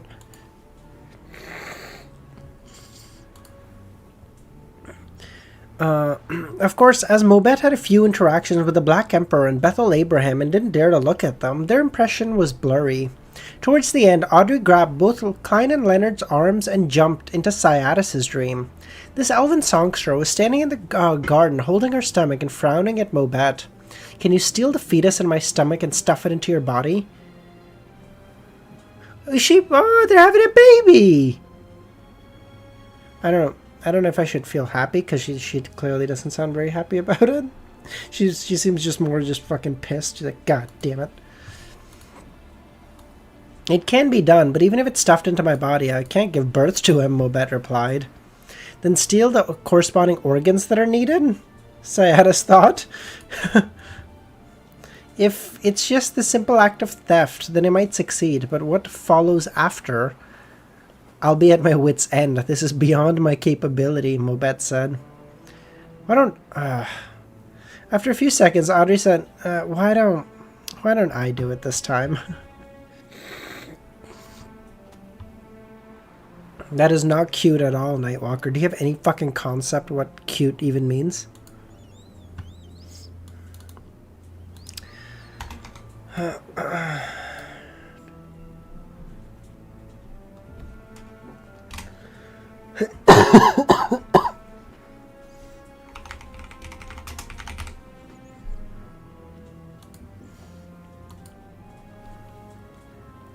Upon hearing Miss Justice's suggestion, Klein thought for a moment and said, guide the dream towards matters encompassing the second epoch's history, Queen of Calamity, Kohanim, elves' habits, and the most ancient language of the elves.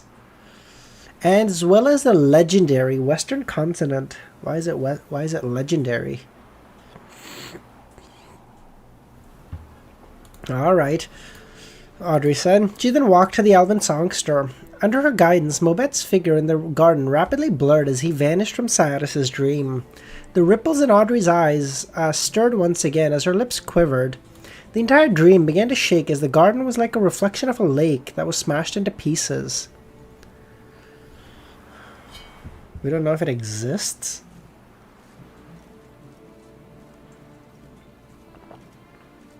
You're telling me no motherfucker in the history of this world has ever just thought, like, hey, I'm gonna go west and see what happens? You know, like, just no one, that thought never even occurred to anyone?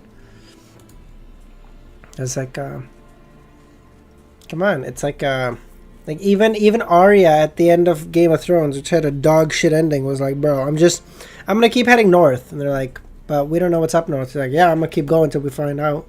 Like, bro, what do you mean? Like finding a woman that you can love other than your mother. We've never seen. Good one, Falseye. Good one. These fragments quickly gathered, but the scene that was restored was no longer a garden. It was a palace made of coral. Every detail in the palace was abnormally gorgeous. The entire structure was tall and majestic. Inside it, coral pillars propped up an exaggerated dome, and walls that were filled with murals of the storm. They don't have the Journey to the West? Damn, someone's gotta... Bro, if no one's gonna write Journey to the West, someone has to fucking do it, okay? Someone has to just say, alright, I'm gonna get on this boat, and we're heading west. We're heading due west. They're like, and then? They're like, we're gonna keep going. Like, and then? We're gonna keep going until we fucking hit land.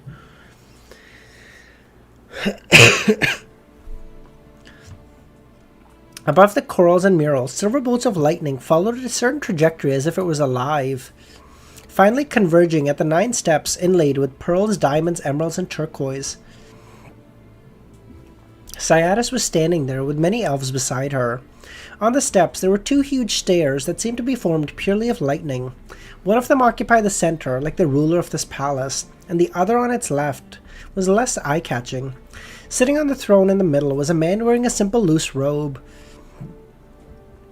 His ears were pointed, his facial features soft, and his hair thick. His hair was a mix of black and blue colors. Not only did his facial features look outstanding, they combined together to form an even more handsome face. But it directly gave one a tyrannous feeling.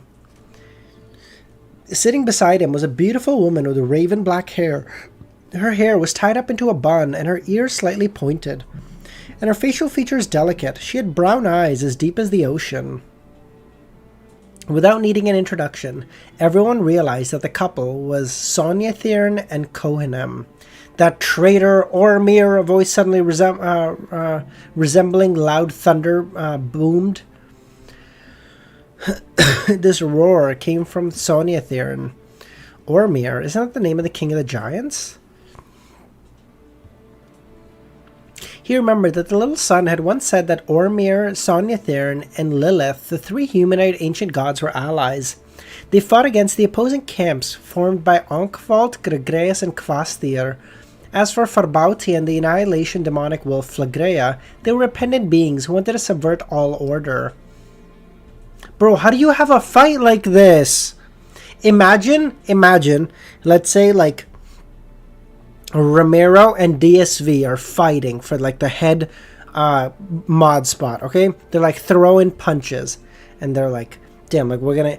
And then there's just me on the side, or no, sorry, much more accurate. It'd be like, and Milos is on the side, and he's, like, fucking throwing, like, cartoon fucking, like, Looney Tunes fucking logic at them, where, like, Romero's like running, winding up a huge punch, and Milos just throws down some marbles so Romero slips, and then DSV goes to run over to curb stomp him, except he gets stuck in like jelly. You're like, bro, how do you even fight this?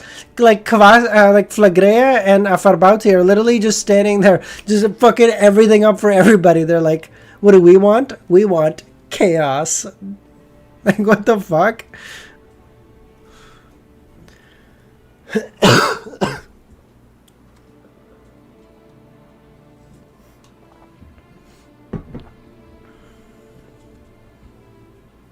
Your pronunciations are really good. Thank you.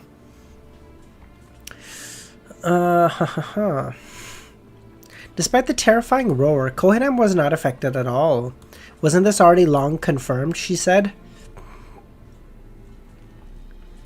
At that moment, Sonia Thyrn, who had been enveloped by bolts of lightning, said, I thought that after centuries he would understand the situation even more. I overestimated his intelligence.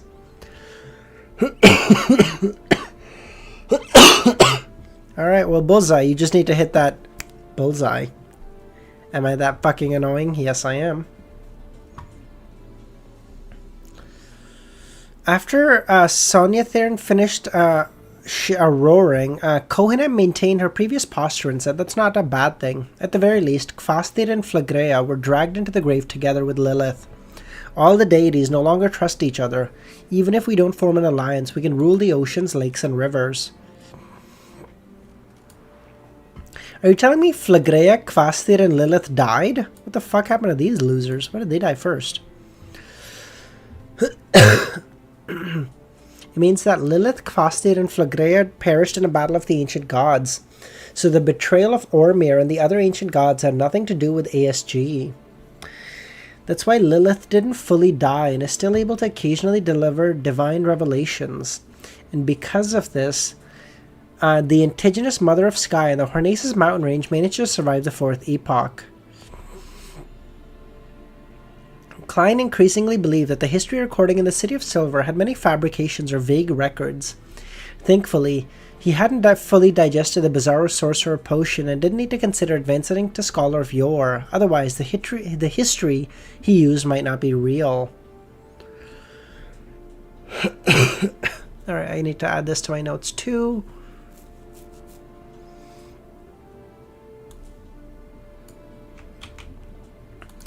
Okay. I'm gonna guess at the end of this volume, which is like 100 more chapters or so, Klein becomes a Scholar of Yore. Bro.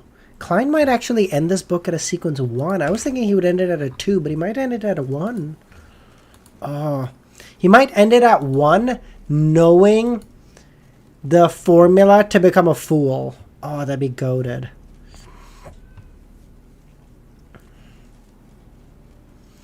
In ancient times, Lilith and Kvasir perished due to the other. The Sanguine have recently been working together with the Mutants' Temperance faction. Time is a great magician. If Emlyn knew of this, I wonder what kind of expression he would have, Leonard sighed. As their thoughts raced, Sonia Theron scoffed and said recently Ormir wanted to work with some secret sects that have sprouted from the humans to deal with us. This matter is led by Harvest and Dawn. I was even thinking of working with Ankval to destroy the giants in the Giant King's court. Unfortunately, every time I see that dragon, I have the urge to string it up. Just as he said that, the ancient god vanished. You went to the Giant King's court? Sorry. Just as the ancient god vanished, the entire palace shook violently, causing a rift to appear. All of this had yet to subside when a bolt of lightning flashed, and Sonia Theron returned to his throne, holding a spear made of pure lightning. You went to the Giant King's court? Kohanem asked.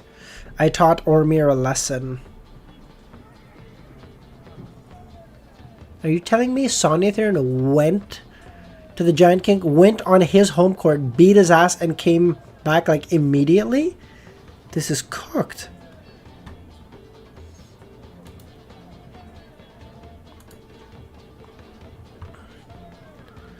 After their conversation and interactions, Leonard, Audrey, and Klein learned that Syatus lived in a relatively peaceful time in the Second Epoch.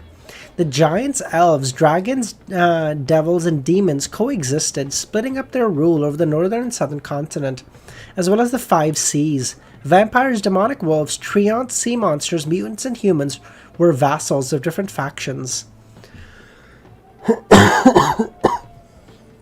That's kind of nuts, eh? Bro, I love how in everything humans are like everyone's bitches. And then like a couple thousand years go by, and it's like everyone is dead, and the humans are like, well, I guess we aren't such bitches now, are we, you dumb motherfuckers? Like, bro, there's dragons. How did humans come out on top on this? What are we talking about? What do you mean? This doesn't resemble the history recorded by the church. Even the legends in the City of Silver aren't like this. Leonard sighed when he heard that. The old man probably doesn't know this much. This isn't necessarily true, Klein shook his head. Many existences in the second epoch have survived to the fourth, or even up until now. For example, the Wisdom Angel, Leonard guessed? Perhaps. When you were talking to Mobet, I thought you would make Miss Justice stand further. You mentioned before that there's an existence behind me that might have seen the second blasphemy slate. Then when I was conversing with Mobet, wouldn't she be able to make the connection from getting her to stand further away? For the God Emperor of mankind, you may have been born into the stars, but we were the ones chosen to inherit them. Besides, you also mentioned that when dealing with all of Amon's avatars, part of the cleanup crew was Miss Justice. To a Sequence 5 spectator, what she knows is plenty. Once she understands the Zoroast family matters, the truth is basically in front of her. In that case, why bother trying to hide it from her? It's too troublesome. I might as well get Mr. Fool to witness, as everyone vows not to divulge everyone's secrets. If you were to get Miss Justice to stand further, it wouldn't be easy for you to bring up the matter of making a vow to keep things a secret.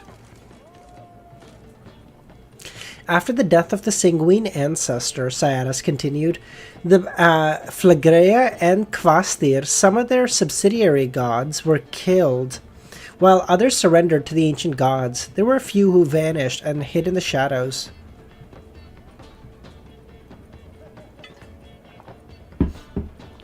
God, no loyalty.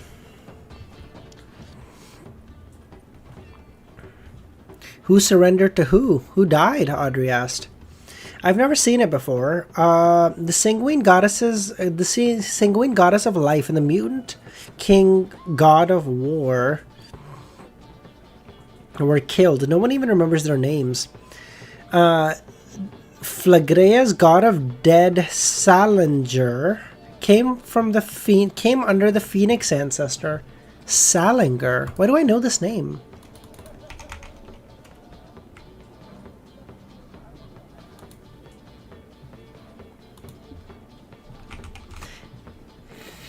Oh, I don't have it in my notes. Am I? That was the death that. Oh, that's what it was. Oh, Azek. Oh, it was Azek's dad. Oh shit. Okay. Azek's dad was a subsidiary god.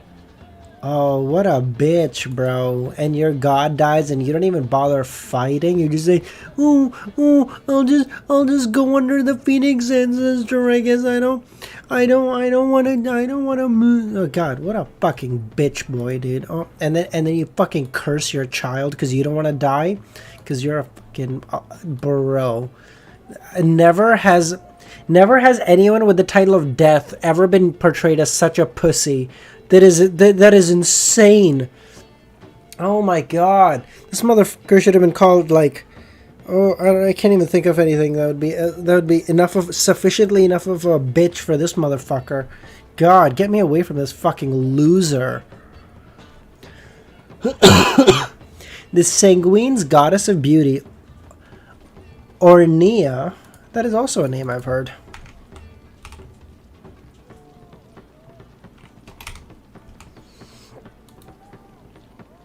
Blood Moon Queen Ornea became the wife of the Truance dynasty Night Emperor. Okay. Ornea, the Sanguine goddess of beauty, Ornea came under us. I don't know if I'm pronouncing this one right, but all the same, okay? The mutant king's god of spiritual creatures, Tolzna, and the demonic wolf's goddess of misfortune, Amnesis, vanished. I think Amnesis is the name of the Evernight goddess.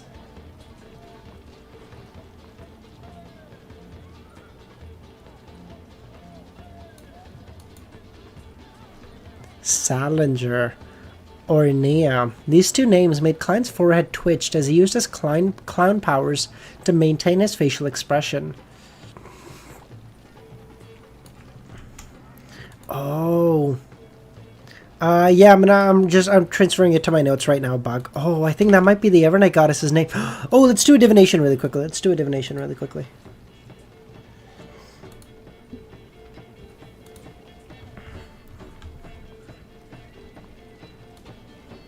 I don't. By the way, I think you guys should be able to hear the music, but my God, the music is popping right now.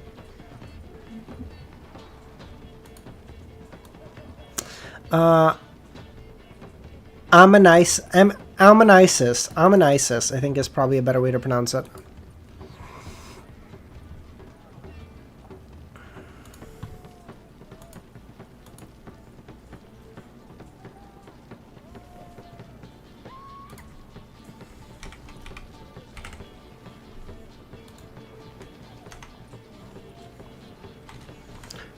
Thousand, 10,000, 100,000, million. Wait, what? What do you want? Me, obviously. What the fuck are you talking about? Who's 4.3, bro? Where did all my money go? What? 100,000, 10,000, 100,000, million. I can't use the topaz pennant because then like I would have to fucking move it, and then I could just influence it myself. Ammonisis was the name of the Evernight Goddess prior to becoming the Evernight Goddess. Prior to becoming a god. No, hold on. Ammonisis was the name of the Evernight Goddess prior to becoming a god. Oh shit, let's go, baby! Plus, now that I have like a plus 40 from plus 40 to my divination stat from having the topaz pendant. We're cooking, boys. Look at this. This shit is coded. Oh my God, I have way too much money. Jesus Christ.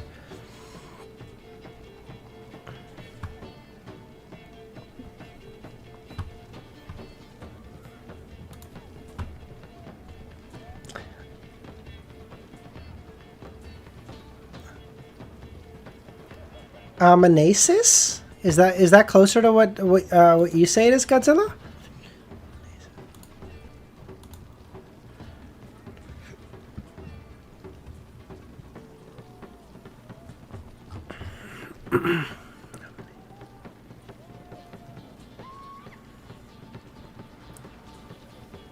$1067, the Elven version of history. Oh my God, you guys weren't kidding. These men. I say it is Ammonisis? Ammonisis?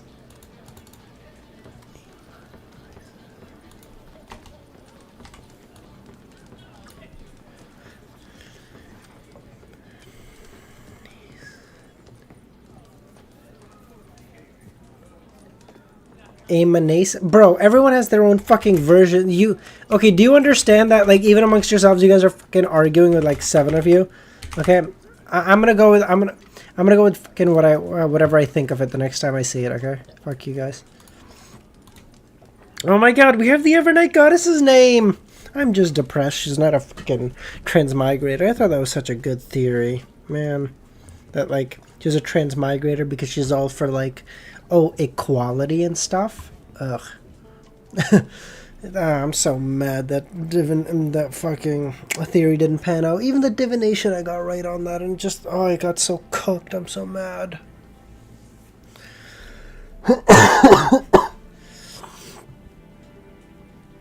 The second epoch subsidiary gods are the hidden powers. There was Dragon of Wisdom, Herabergin, Salinger, all powerful figures that reached the throne of Sequence 0. Of course, I can't be sure of Dragon of Wisdom. And there's the God of Dawn, Badale, the Goddess of Harvest, Umbella. I can't rule out the possibility that they lived quite well all the way to the 5th epoch as well. You need to add voice chat to live chat or something? The closest thing I can do is eventually set up like TTS for like for like donos and stuff. Anabu. Very good, Burn. Well said. I don't think I could have said it better than that. I wonder if the spiritual creatures Tolzana and Ammonisis managed to evade the authority retrieval by the City of Silver's creator. If they managed to escape, what roles did they play? Thinking back to the betrayal of the kings of angels in the Third Epoch, he couldn't help but lampoon. You have to be careful of fire, theft, and subsidiary gods. At that moment, Audrey, who didn't know much about the subsidiary gods' true names or authorities, didn't show any perturbations in her emotions. She acted as if different female elves in Cyatus's different memories had constantly talked to her about her experiences. According to Cyatus, in the history of the elves, there was no concept of the first or the second epoch. In the beginning years that were unknown to her, it was chaotic, dark, and crazy. After the supernatural races obtained a certain level of intelligence and had their own language, they obtained some knowledge of history. In that era, ancient gods appeared one after another. The sky, land, and the sea and the underground world slowly changed from disorderliness to orderliness. However, other than the tyrannical and crazy ancient gods, no one knew how many years this stage lasted. She just knew that very, very long ago it was referred by the major supernatural races as the Sprouting Era. After the Sprouting Era was the early era of fire, in which the 8 ancient gods fought each other in different camps. It was also long before her birth, so she could only understand it from the elven records that it was a time when quasi-humans fought non-humans, resulting in the corruption and intrusion from the devils and demonic wolves. The humanoids were the giant elves Sanguine as well as their slaves, the slaves obviously being humans. The early era of fire lasted different periods of time according to different records, but a common point was that it lasted less than 1,000 years. After the Sanguine ancestor Lilith, Kvastian and Flagrea perished during their betrayal, the early era of fire ended and the war broke out. The world was damaged and it didn't stop for centuries. Wallflower, you are quite behind. Due to the fact that the giants and dragons were relatively strong in this period of time, they were known for the dual era. They were known as the Dual Era. By the time... I love how the giants and dragons are so strong, and Sonya Theron fucking pops over, beats not the Dragon King, but the Giant King's ass, and then comes home and he's like, had to do what I had to do, you know? And they're like, oh, giants, those people are goated. I don't fucking think so. By the time the 5 new races formed a balance of power, the northern continent, southern continent, eastern continent, and the 5 seas had recovered some level of peace. This was when Cyatus was born.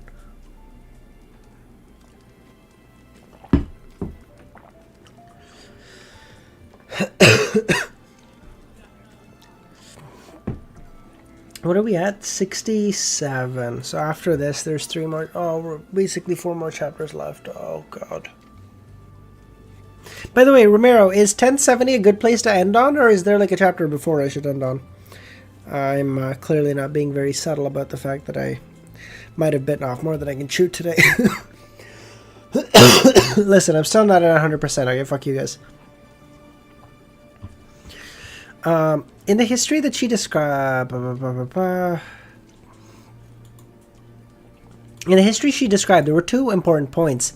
First, it proved the existence of the East Continent, a place where the Giant King's court was. Second was the Sprouting Era. The supernatural races had their own civilization. They weren't completely irrational, as their descendants believed them to be. Of course, the inclination towards tyranny, cruelness, coldness, and slaughtering still existed. It was only after the Dual Era that the new generation of elves and giants gained some rationality. This eastern continent seems to be the land forsaken by the gods. It was abandoned during the Cataclysm? Everyone was interested in this, but it was a pity that Cyatus had always lived in the Elf King's court. Their occasional forays were limited to parades at the sea. She had never been to the eastern continent.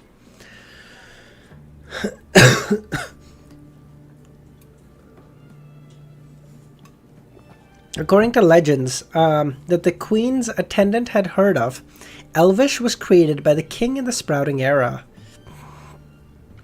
1069 about a cliffhanger? That works great. Okay, So in that case, give me 2 seconds. I'm just going to run down and make a little bit more coffee. By the way, I am just drinking 2 cups of coffee at 10 o'clock at night. I'm not sleeping. We'll switch to 1069. We'll stop at 1069. Let me just go make coffee really quickly, then we'll do the last 3 chapters, okay?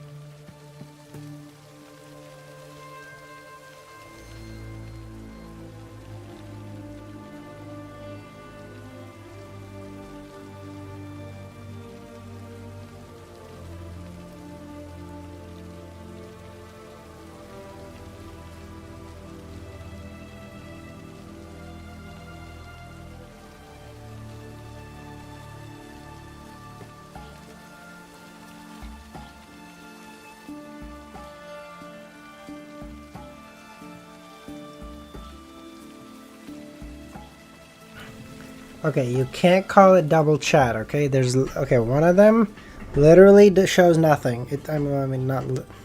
It shows basically nothing, in essence, you know? Shut up. Who's asking? Okay. Under Audrey's influence, Cyaxares' dream began to show the traditions of the elves. According to the legends that the Queen's attendants had heard of, Elvish was created by the king in the Sprouting Era. Every word was produced by the birth of a first-generation elf. The number of words meant the number of first-generation elves. That's so fucking stupid. So, like, if there were only 7 first-generation elves, you were limited to 7 words?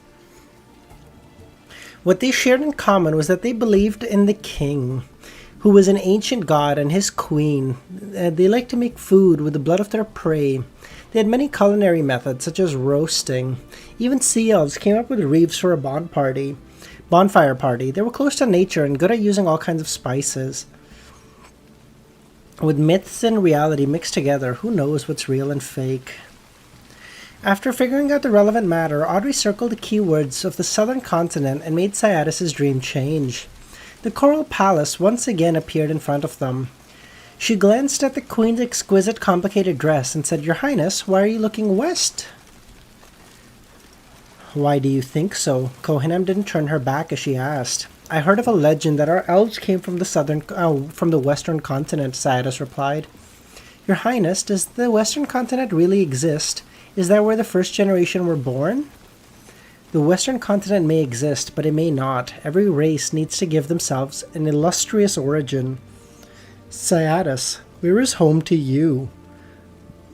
My home? It's where His Majesty and Your Highness are. It's this palace that can lead to the forest where my parents live. As she said that, Cyadas' emotions turned heavy, lost and melancholic. It was obvious she was influenced by her subconscious's corresponding memories. She had entered Grozel's travel more than 2,000 years ago. Therefore, to elves like you, the western continent doesn't exist, but to some elves, it definitely exists, Kohenam gave her answer. Cyadas didn't ask further, because she remembered that the queen wasn't a first-generation elf either. Such a response made Klein confused. Thankfully, from the second epoch to the fifth, the western continent had zero presence, so it had no importance to him. After ending the guidance of Cyadas' subconscious, since it was almost noon, without any other dreams nearby, Audrey left with Leonard and Klein, and they appeared in Mobet's and Cyadas' bedroom. Audrey suddenly turned gentle and laughed. They seem to be doing pretty well. No, it's terrifying to have such a violent, direct, and imaginative wife. Only a person like Mobet who would like and enjoy being with her, Leonard said. The Elf King, like, oh, Jesus Christ, ESV. Which server was he on, do you think?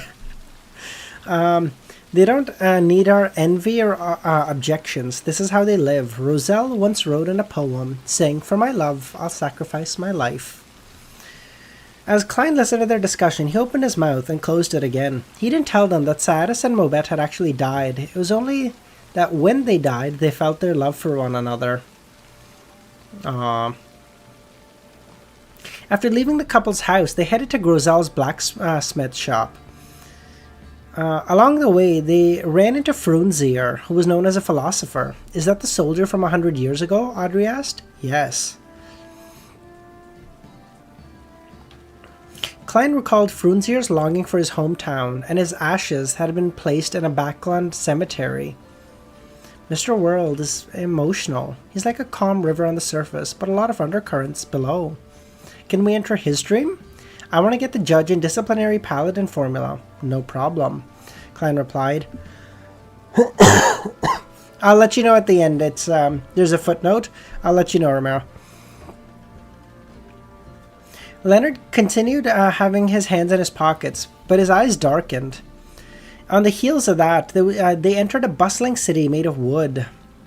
The black-haired, blue-eyed Frunzier stood outside a house without daring to approach. Only when a woman wearing an old long dress came from inside did he excitedly go forward and attempt to hug her.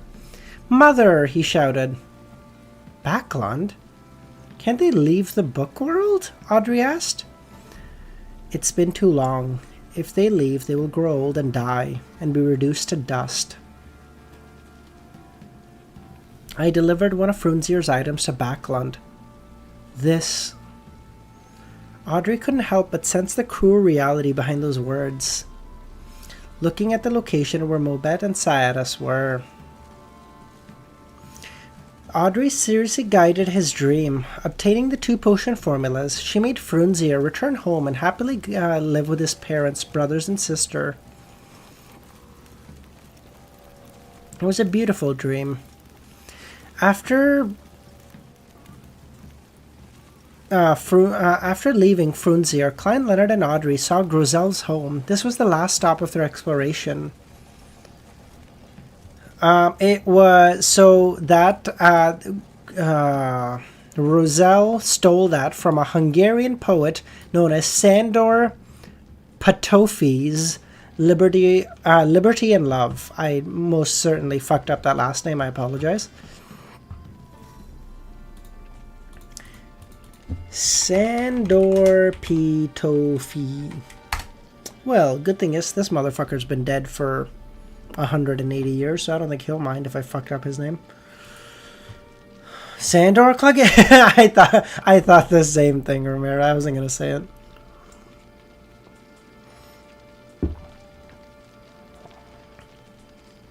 Which one is Grosel? Leonard looked forward. There was a huge bonfire there, and there were more than 10 grayish-blue single-eyed giants. To be honest, without the ability of my faceless, I wouldn't know either. Audrey raised her hand and pointed at a giant who gulped down alcohol and said, "That's Grosel. It looks like it's the tradition of the giants. Clapping isn't a sign of affirmation or praise. It's a roar. The louder the roar, the higher the praise."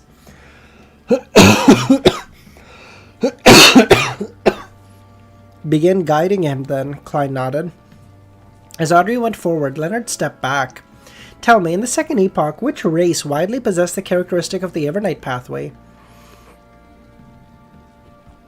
"Isn't it the demonic wolves?" Klein said. "I know," Leonard replied.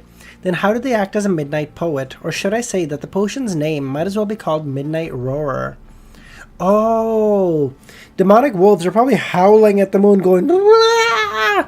And it's like Midnight Poet. Midnight, because that's when the moon is probably the biggest. And they're like, Wah! They're howling at the moon. Oh, cool.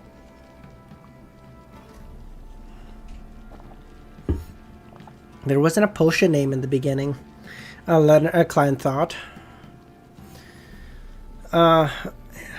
This might be more suitable for you. There's no need to write poems. That'll make it so easy. There are different kinds of poets. I'm a singing type. As the two chatted, Audrey's guidance attempt gradually pushed forward. Grosel's dream began showing the waning forest, barren tunnel in the corner of the giant king's court. Grosel wasn't a subordinate of the deities like the Giant King. He was only able to occasionally see these high-level existences while on duty. Oh, I said duty. Furthermore, he didn't dare look at them head-on, receiving them while genuflecting and having his head bowed. Therefore, he wasn't able to present images of Ormir, Umbella, and the Giant King's eldest son, God of Dawn, Badail. They only appeared as portraits.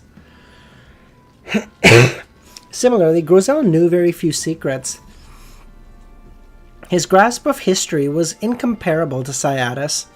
However, an interesting point was that in the Giant King's court and the Giants, the traitor was synonymous with Sonia Theron. They claimed that his abandoning of the Alliance resulted in Lilith's death.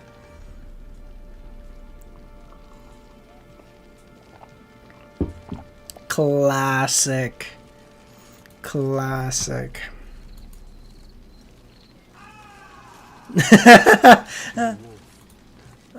Shit, that's so good, DSV. Fuck. So DSV sent this in chat, and he said, Midnight Growler be like, is the exact, She's a wolf. That was good. That was very good. That was very good, DSV.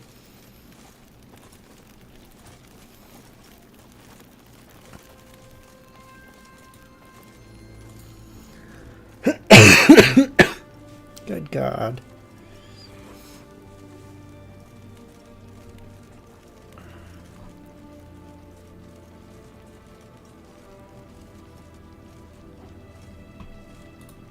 Okay.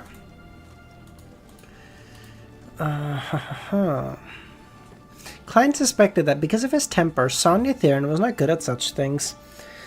Kohanem seems capable, but the problem is that what she plots is hard to hide from her spouse, a true ancient god, Sonia Theron. In contrast, Oromir being the traitor makes more sense. It was a pity shortly after the giant left the Giant King's court and passed through the Dawn town before arriving at the Nation of Gold. He obtained the book and entered it. He didn't know much about the styles and appearances of people from different regions.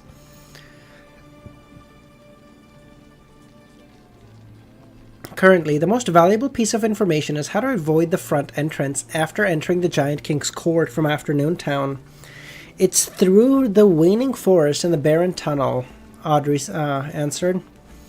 Yes, this is useful information for the little son and the company's subsequent exploration. Yes, we can tell him that at the next gathering, Klein nodded. There's one detail that's illogical, Audrey then said. Which detail?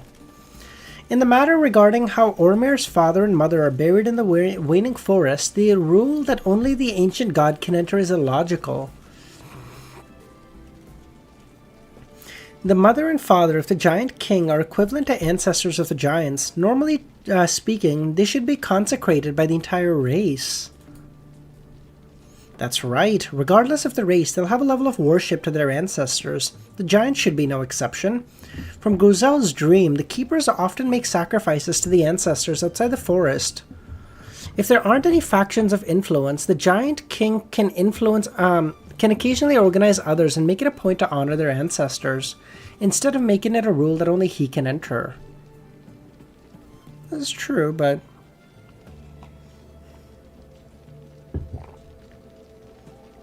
I mean, that's true, but I don't understand what the big conspiracy would be. This is like when people say, like, oh, like, the world's actually flat, bro. And I'm like, bro, okay, let's even say I grant you that there's a conspiracy theory. Why the fuck would they be lying? Who's lying?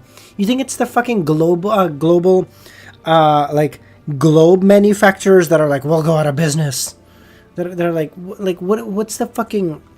If his parents are like, not giants or some bullshit, like, what does he get out of it? Why bother?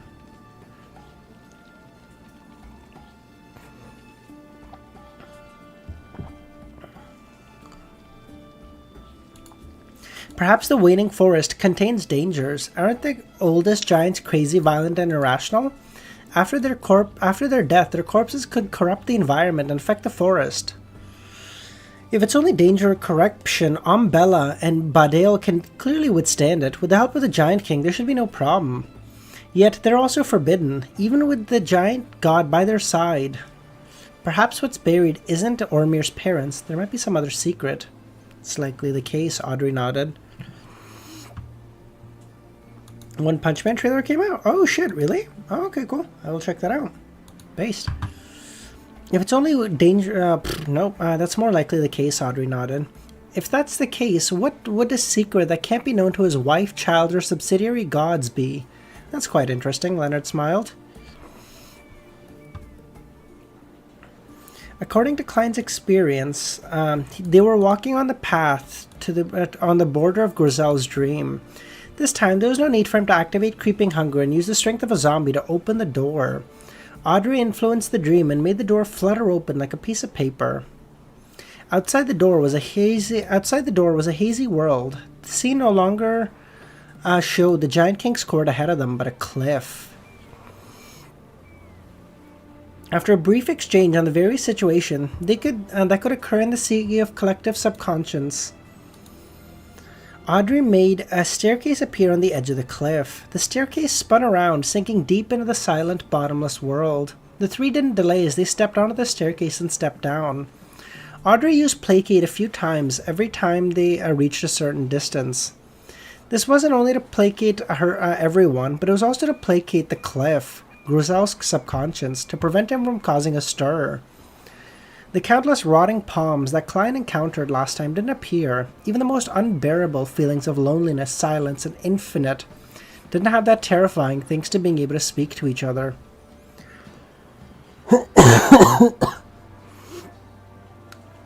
Bald man doesn't understand my issues. That's good. In fairness, DSV, you did kind of walk into that one. That's the essence of the environment that we can sense. The cliffs, the precipice, and the hazy world are a reflection of our subconscious. If it were another race, it might not be like that. I now found psychology rather interesting, Leonard said. Klein glanced at him and resisted the urge to say that with his personality, he wasn't suited to it. In this exchange, the three of them lost track of time until they finally stepped onto solid but hazy ground. Looking upwards, they could see the undulating shadows. They overlapped. Wait, what? And formed an illusory sea. Klein, Leonard, and Audrey were about to walk forward when a water sprout emerged. A rather blurry figure stood up. It was a grayish-blue giant that was 6 to 7 meters tall. His chest was covered with dragon scales, and there was all sorts of indescribable patterns and labels that went beyond what would one consider normal language. So this is a giant that seems to have like scales of a dragon.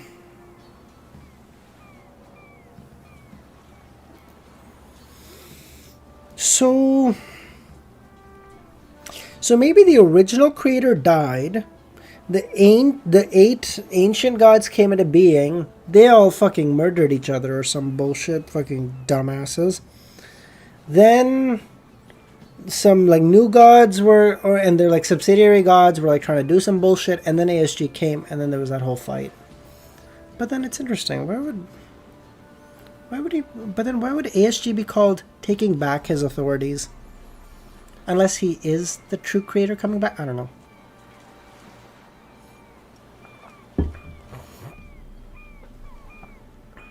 His single vertical eye was filled with blood vessels as it emitted a violet aura that couldn't be concealed. It had obvious hints of destruction as it gnawed on a bloody human leg. This was a demigod-level giant. This was a projection left in the collective sea of subconscious. Perhaps it was an actual encounter with a human or some other race's ancestor. Or perhaps it was something Grizel and the other giants had heard about. Maybe the reason they say like the old people were, or like the old early giants and early elves and shit were like illogical and out of their fucking minds, was because they were born naturally with like a whole bunch of different characteristics in them, and they're just going and like they were born with chaos, right? Because the different characteristics weren't mixing. But then like over time, as they had kids and they were able to filter out the characteristics, the kids were able to only get a portion of the characteristics, allowing them to gain rationality, because then that one characteristic their body could handle. But like when there was like 4 different characteristics fighting in themselves, they were like blah.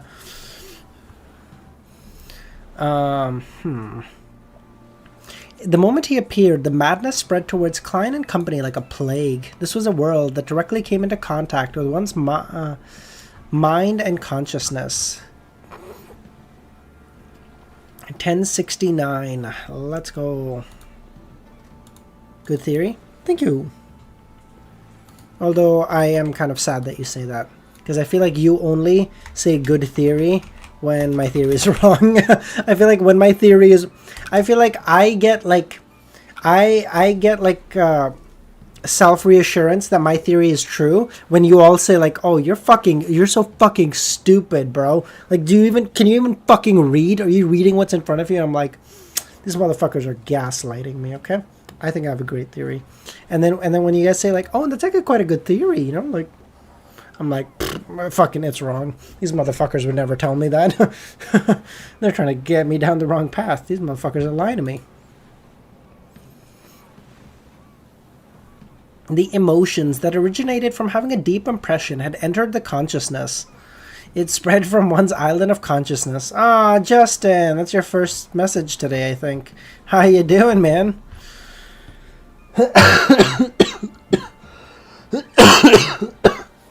Unhinged, I can say whatever, I just don't trust him. Unhinged could pop in a chat and be like, hey, the sky is blue. And I'd go, this motherfucker's lying to me. It's actually a light green today. It doesn't matter what he says, I don't trust him. It spread from one's island of consciousness to the surrounding illusory sea. Before slowly settling and becoming a mark, it was possible for all the emotion and consciousness to ultimately settle down as the foundation. If the amount of sound effect clips... yeah, no worries. Most of them would be washed away with time by seawater. Only extreme and intense repeated experiences would remain. Thunder! A long time no see, man. How you doing? Alright, since there's a couple of new peeps, I just wanted to I'll show everyone. Everyone who's been here for a while has already seen it. But we got the Klein's pendant. This is very nice. The topaz pendant. It's beautiful. I find it quite nice. I was wearing it as a necklace for most of the stream. That's quite beautiful. I'm happy to wear that on stream. I don't know, that one's actually doesn't bother me that much. And the monocle. This one I do hate because it bothers my fucking nose a lot. But I will wear it for but a moment. Ow. Ow, ow, ow. Ow. Yes. Wow, the music turned off too. Oh, that's why I'm like, oh, I don't like this. No wonder, because I can hear my own thoughts, okay? And I don't like hearing my thoughts. Once it formed a mark, it would be a drop of water in the collective sea of consciousness that would then affect a living creature of the same species and its surroundings. It would be a shared, ancient memory carved into one's pulse. Therefore, not only was the phantom image of the giant blurry, but it also had mistakes caused by the subjective aspects of the mind. It's been nearly a week. I love how for like a streamer that'd be like not that much time, but for me a week of not like because I used to stream twice a day, that'd be like 14 streams. But yeah, I get it, Thunder. All the same, I appreciate you popping by, man. How you doing? However, the madness that came with it, an extreme sense of horror that stemmed from an unknown person, seemed all so real. It could contaminate every living creature. This was the essence of danger in the collective sea of consciousness. It didn't stem from strength, level, and status, but from the emotions and feelings generated. Of course, if one were to encounter a mark left behind by a high-level creature or a deity, they could directly see some type or multiple types of mythical creature forms. However, the result was definitely nothing rosy. One would either have a breakdown or go insane. Otherwise, they would be completely contaminated by the deity or the creature's emotions and feelings. All in all, in the sea of collective subconscious, the style of combat was different from the outside world. Sometimes, the more anxious one was trying to destroy the figure, the more likely one was to be contaminated by it. It was precisely because of this that when Klein saw a 7 or 8 meter tall giant rush over, he took the initiative to control his emotions. He then used illusion creation. The target of the illusion was Audrey and Leonard. In the eyes of these two sequence fivers, this 2 or 3 story tall giant no longer had the madness and violence that left one trembling. Everything seemed normal. Therefore, before extreme feelings could contaminate them, they had remained calm. Oh, bro, I love that. He's like, I'm gonna gaslight you into thinking everything's okay. And then because you think everything's okay, it's actually gonna be okay. Therefore, then with one hand in his pocket, Leonard reached out his right hand and opened his mouth. Having become a spirit warlock, he wanted to use his first spirit, a terror banshee he had sealed in a tooth with the help of the Archbishop. A powerful creature with a beautiful face and rotting body, it had a huge pair of eagle wings.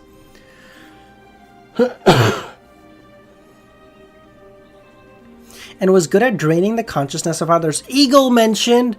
America! No, everyone hates America right now. This is not the right time for it, sorry. And was good at draining the consciousness of others, injecting feelings of terror within them. However, he quickly remembered that not only was he in the astral projection form, but he had also been cleansed by the grey fog. How could there still be other spirits on him? He had no choice but to use the Soul Assurer's power, turning his green eyes deep. The giant shadow instantly slowed down. At this moment, Audrey spread her arms and used Placate. An invisible wind blew past, and the giant seemed to pause as it weakened the contamination around it.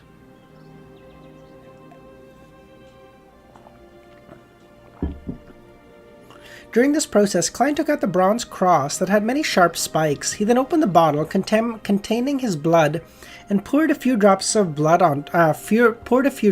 said, "Light." I don't know how the US fell off harder than the US. I don't know how the UK fell off harder than the US. I don't know if that's even true. It's close. Not gonna lie to you, it is close. That is unfortunate.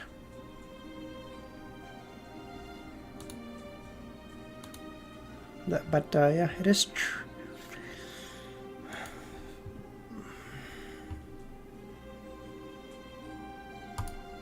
The censorship law, I know, but I still don't know. I don't know if it's that bad. Dude, do you know what's happening with the US? That shit is cooked. Sorry. Now, to get into the politics section of today's stream, because we can't apparently get by a stream without it. Like 2 days ago, Trump's secretary of I can't remember what her title is, but it was like secretary of like BLS, which is like Bureau of Labor Statistics. Gave him the report for like how many jobs were created last month, and he said, "Oh, this number is so low. Like, oh, this is fake numbers. You guys are trying to make me look bad." And he fired her. Do you understand how fucking cooked a country has to be for the president to get official Bureau Labor Statistic numbers, look at them, and go, "Oh, you're trying to gaslight me. You're fired." Bro, do you understand how fucking dumb you have to be? Like, don't, like, dude, I get it. The UK's censorship laws, like, having to upload your fucking ID to get online is like, it's horseshit. Total, I'm there with you, okay? But do you fucking understand how fucking subhuman dumb fuck you have to be to like, for that to be the fucking case? I can't even, like, sorry. Okay, where was I?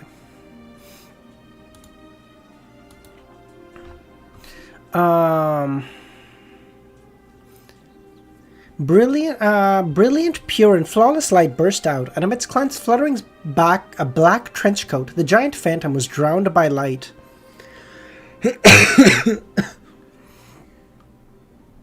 grayish-blue giant melted away almost immediately. One of the main powers of the unshadowed crucifix was to cleanse and purify lingering spiritual imprints. That was the reason Klein brought it along. Also, when he used the cross from ASG, Klein dispelled the illusion, allowing the star, Leonard, and Audrey to see the true appearance of the giant to enrich their experiences. Although it didn't take a second before the giant was drowned by the light, Audrey and Leonard still felt dizzy, and an irresistible sense of fear surged within them. This state didn't last too long, as Audrey used placate on herself and the star. How scary, is this a giant at the demigod level? Audrey asked. She then had a deeper understanding of the sentence, "Do not look directly at God." Even at the saint level, the remnant impression of a demigod leaves behind a memory that can't be seen.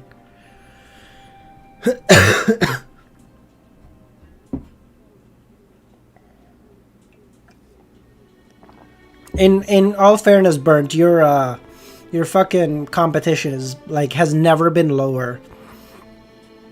Like, think about it. Before Trump, who was the president before Trump? Well, before him was Joe Biden last time, who was a senator for, I don't know, 80 years. Before that, it was Obama, who was like a Harvard graduate, who was a fucking lawyer, who was like this and that. And then there's Trump, and he's like, "What do you do?" I hosted a reality TV show for a while. Okay, and? Oh, I bankrupted like 6 casinos. Do you fucking... Okay, sorry, I'm gonna fucking keep going on politics for a second. Do you fucking understand how hard it must be to bankrupt a casino in Las Vegas? That is like a fucking license from the government to print money. How the fuck do you bankrupt a casino? Someone explain the logic to me. How?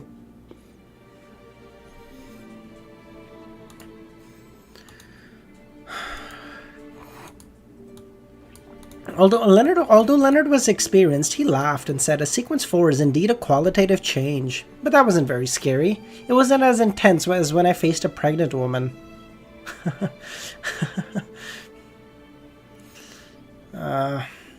Was that pregnant lady a demigod? Audrey asked. No, but she was pregnant with an evil god spawn. Audrey didn't bother wasting time. She nodded. She then looked at Gehrman and said, "Thank you for affecting our senses. Where should we go next?" Nice segue. Thank you. As an experienced spectator, it wasn't difficult to determine that she had received the world's help. Klein controlled himself and said, Doesn't this sea of collective subconscious have a core region to it? No, wherever there are living beings, there's a sea. There's no such thing as one who is more important. The sea won't really stir. The situations within different areas will depend on the surroundings. We'll call it a precipitating effect. To put it simply, the collective sea of subconscious of Lone will be different from Intes because it precipitates the strong emotions and feelings of generations of Loanese people. If that's the case, how can there be a general consensus of a core within the collective sea of subconsciousness? In other words, you can't give any effective suggestions on how to go? Mr. World is so direct. If it were another lady or gentleman, you'd break their heart, Audrey's thought. Audrey saw the world's pair of deep brown eyes, which were nearly black. They weren't cold or crazy, simply calm. Audrey instantly came to a realization. She realized that Mr. World was doing such things on purpose so that she could gain she could experience various problems, allowing her to get more experience. Yes, she nodded. Klein then looked at Leonard. Don't look at me. My expertise isn't in this strange sea. Compared to Miss Justice, having participated in countless operations, he knew not to force himself. Then follow me, Klein said, as he moved away the unshadowed crucifix, which had turned bronze again. He then took out a gold coin. As the coin tumbled, he grabbed it without looking at the results. He looked in her direction and widened his stride. This is a divination technique. Audrey was enlightened.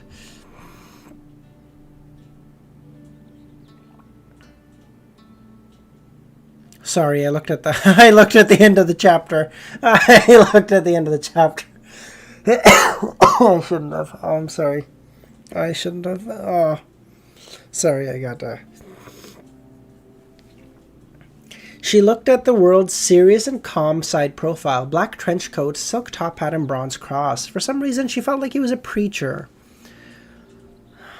I'm sorry! My eyes wander! Shut up!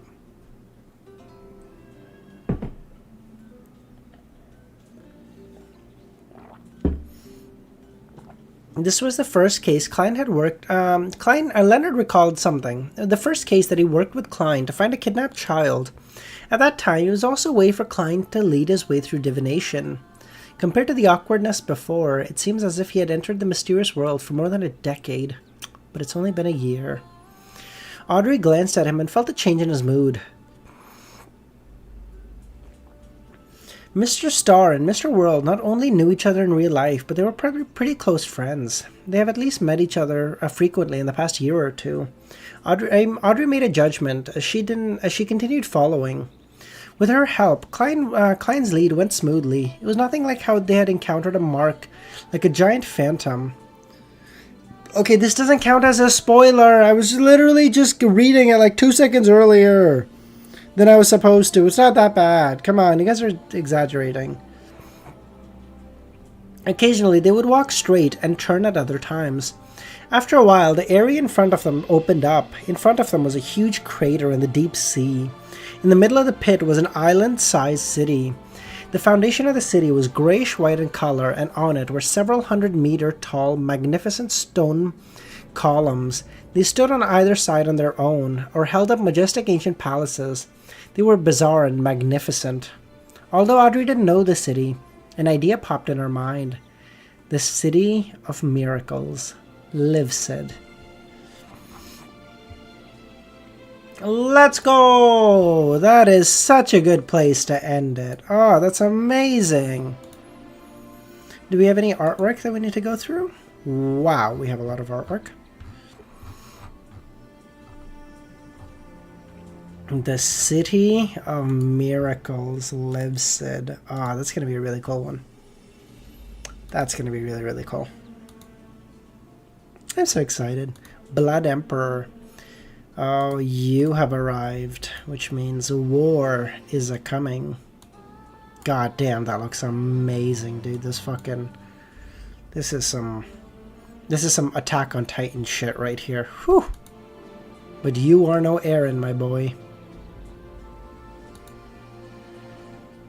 Oh, wow. This is so cool.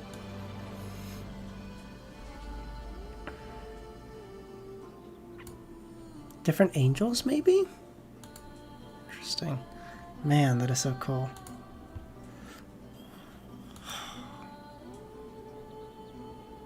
I don't know who... Alista Tudor? Oh, Medici Alista Tudor, I see. Okay.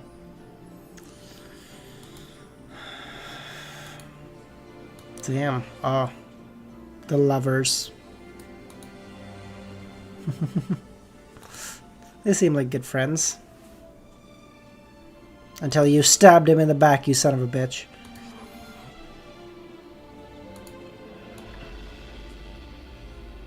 Damn. Man, I got... Dude, seriously, the artwork. I know I've been seeing this artwork for basically like 4 or 5 months at this point, but I can't I fucking can't praise it enough. This is just like... Oh my god, from lovers to enemy. Yeah, I'm Easy's enemy because this motherfucker left me on red for delivered for an entire day after he messaged me fucking first. I'm sorry. I'm sorry. I get a little frustrated. Wow. Oh my god. Dude, look at this. I don't know who this sorry motherfucker is. Or that guy. Jesus. Yeah, clip it. Yeah, clip it. Send it to him. Yeah. Send him the art, motherfucker.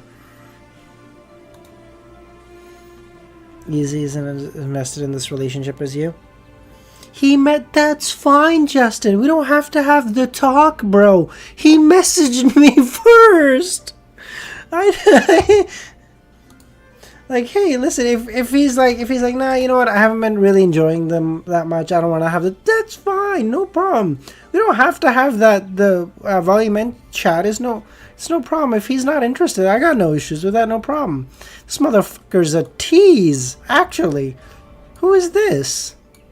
Pointy ears. This is Cyatus and I can't remember the guy. Mobat. Wait, no. Wait. Truonst and Moon Queen on... Oh. Oh. I'm sorry.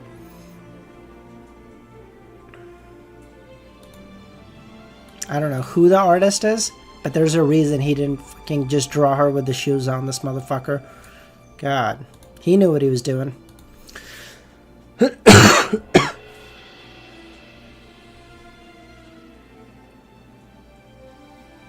I most certainly don't know everything tonight. I'm not watching it. Plus, I've been warned not to watch anything from a light novel historian. Like...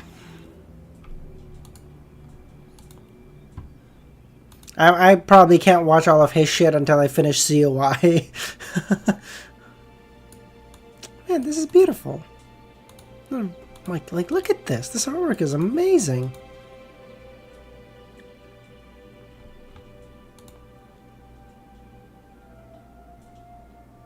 Took a while, but clapped. Fuck you.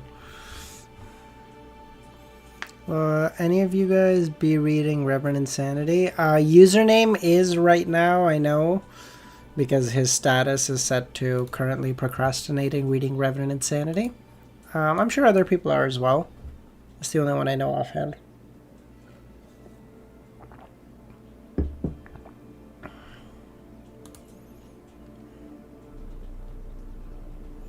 Man, like, look at this. Shit is so goated. Oh yeah, say it, motherfucker, say it. I fucking dare you. I fucking dare you. Say you're stronger than me. I'll fucking kill you right here. Like, okay, goddamn, Medici. I was just joking around. I thought we were having a chill night. Damn, this shit is. Do you guys? Okay, here's the question. The blood that we see on here, Is this part of the painting, or did Medici just kill someone right now and it's splattered on there? This is the question. Answers. Let me know. Let me know your answers. Yes, you will be judged on them. Ha! Weak bitch. 3 skulls, 3 angels. Yep. Yep. Oh, I see.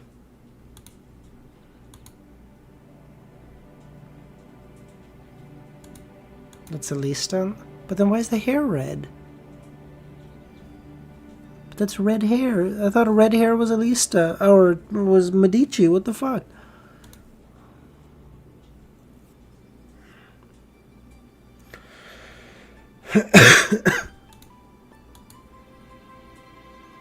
Oh my god. Holy fuck. The resolution, the ratio might not work. But can I have... Oh, I'm going to see if I can put this as my background in the future. Oh my god. That's so beautiful. What the fuck? What do you mean? This is amazing.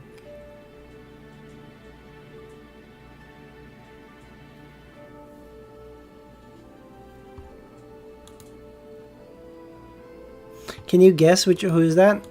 So that's obviously the knight, the knight emperor, the knight emperor. No, not the black emperor. It's the black emperor. No problem. That is this one right here is Ouroboros, I would assume. This one here is Medici. This one is probably would it be the Truanced guy? It's this fucking guy, right? I would assume. Wait, is this the same fucking one I was looking at before? Oh no, it's this one. This one seems like the Truanced guy. Could this be Bethel Abraham, maybe? I don't know who the fuck this is, or this fucking guy. I don't know. Someone let me know. Dog, this fandom is so good. And meanwhile, the Reverend Insanity fan can't show. That's funny.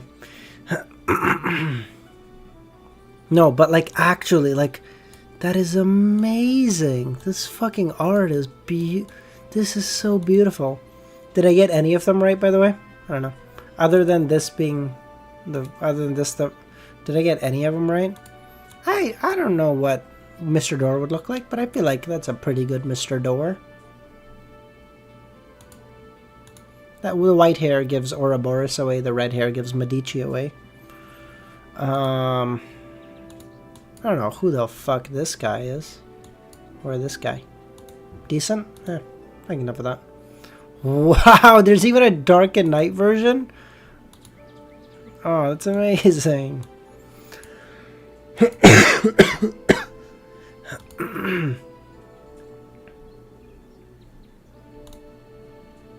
Wow. Oh my god, that is so beautiful, dude.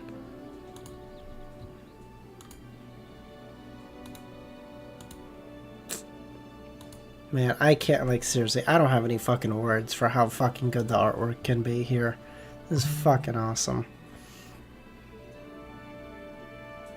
Solomon Empire and Tudor Empire, Solomon Empire and Tudor plus United Empire. Oh, I see. Okay. Oh, that's why it's like dark under the Solomon Empire, because it's the Black Emperor, and then like this one it's like united with them, so it's like a little bit brighter because not okay. That's cute. That's why that guy's fucking dead too. Haha, get fucked, loser. Jesus Christ, did you just send more right now, Ramiro? Wow, that is beautiful. By the way, that is something I would totally, like, in a couple of years when I'm, like, you know, actually have a decent job that pays well, or I become a full-time Lord of the Mysteries YouTuber. That is totally something I would pay a blacksmith exorbitant amount of money to make for me.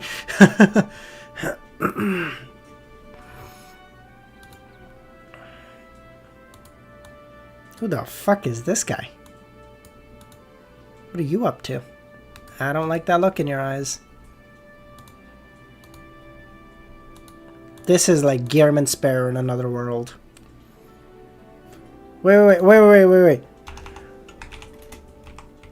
No, you guys are gonna hate me for this. You guys are gonna hate me for this. Okay. Okay, the hairstyle, like 1-to-1. Black hair, blonde hair, I get. But like, hairstyle, 1-to-1. Come on.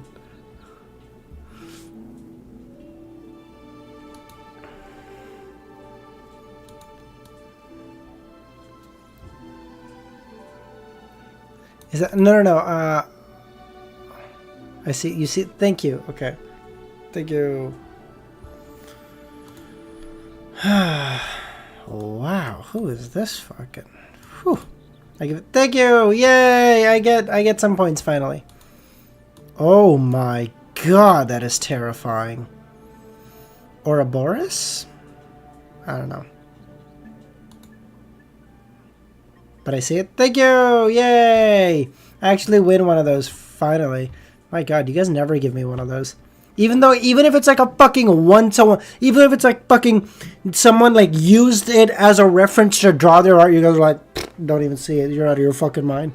You guys are so fucking mean. That's Solomon in black.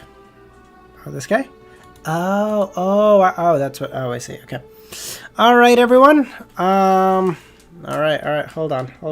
Before we end stream, we should do it with the monocle. At least this time. I'm not gonna do this every time. This just hurts so fucking much. All right, everyone. We have gained an immense amount of knowledge this stream. Thank you so much, everyone, for popping by. Yes, you did take over Milosh's job today. I appreciate you, Romero. I'll catch y'all tomorrow. I don't know when we're gonna talk to Easy. I don't know. Maybe he's decided to burn the bridge. Y'all keep fucking telling me. No, I'm just kidding. I'm sure he just got busy. It's all good. I don't know. I'm sure Easy and I'll end up talking sometime. Worst case scenario, we'll just do it on the weekend. I don't know. But thank you so much, everyone, for popping by. Have a great rest of your day or nights. I'll catch y'all in a little bit. And have a great rest of your day or nights. I think I already said that, but that's fine. I'm very sleepy. Bye, guys.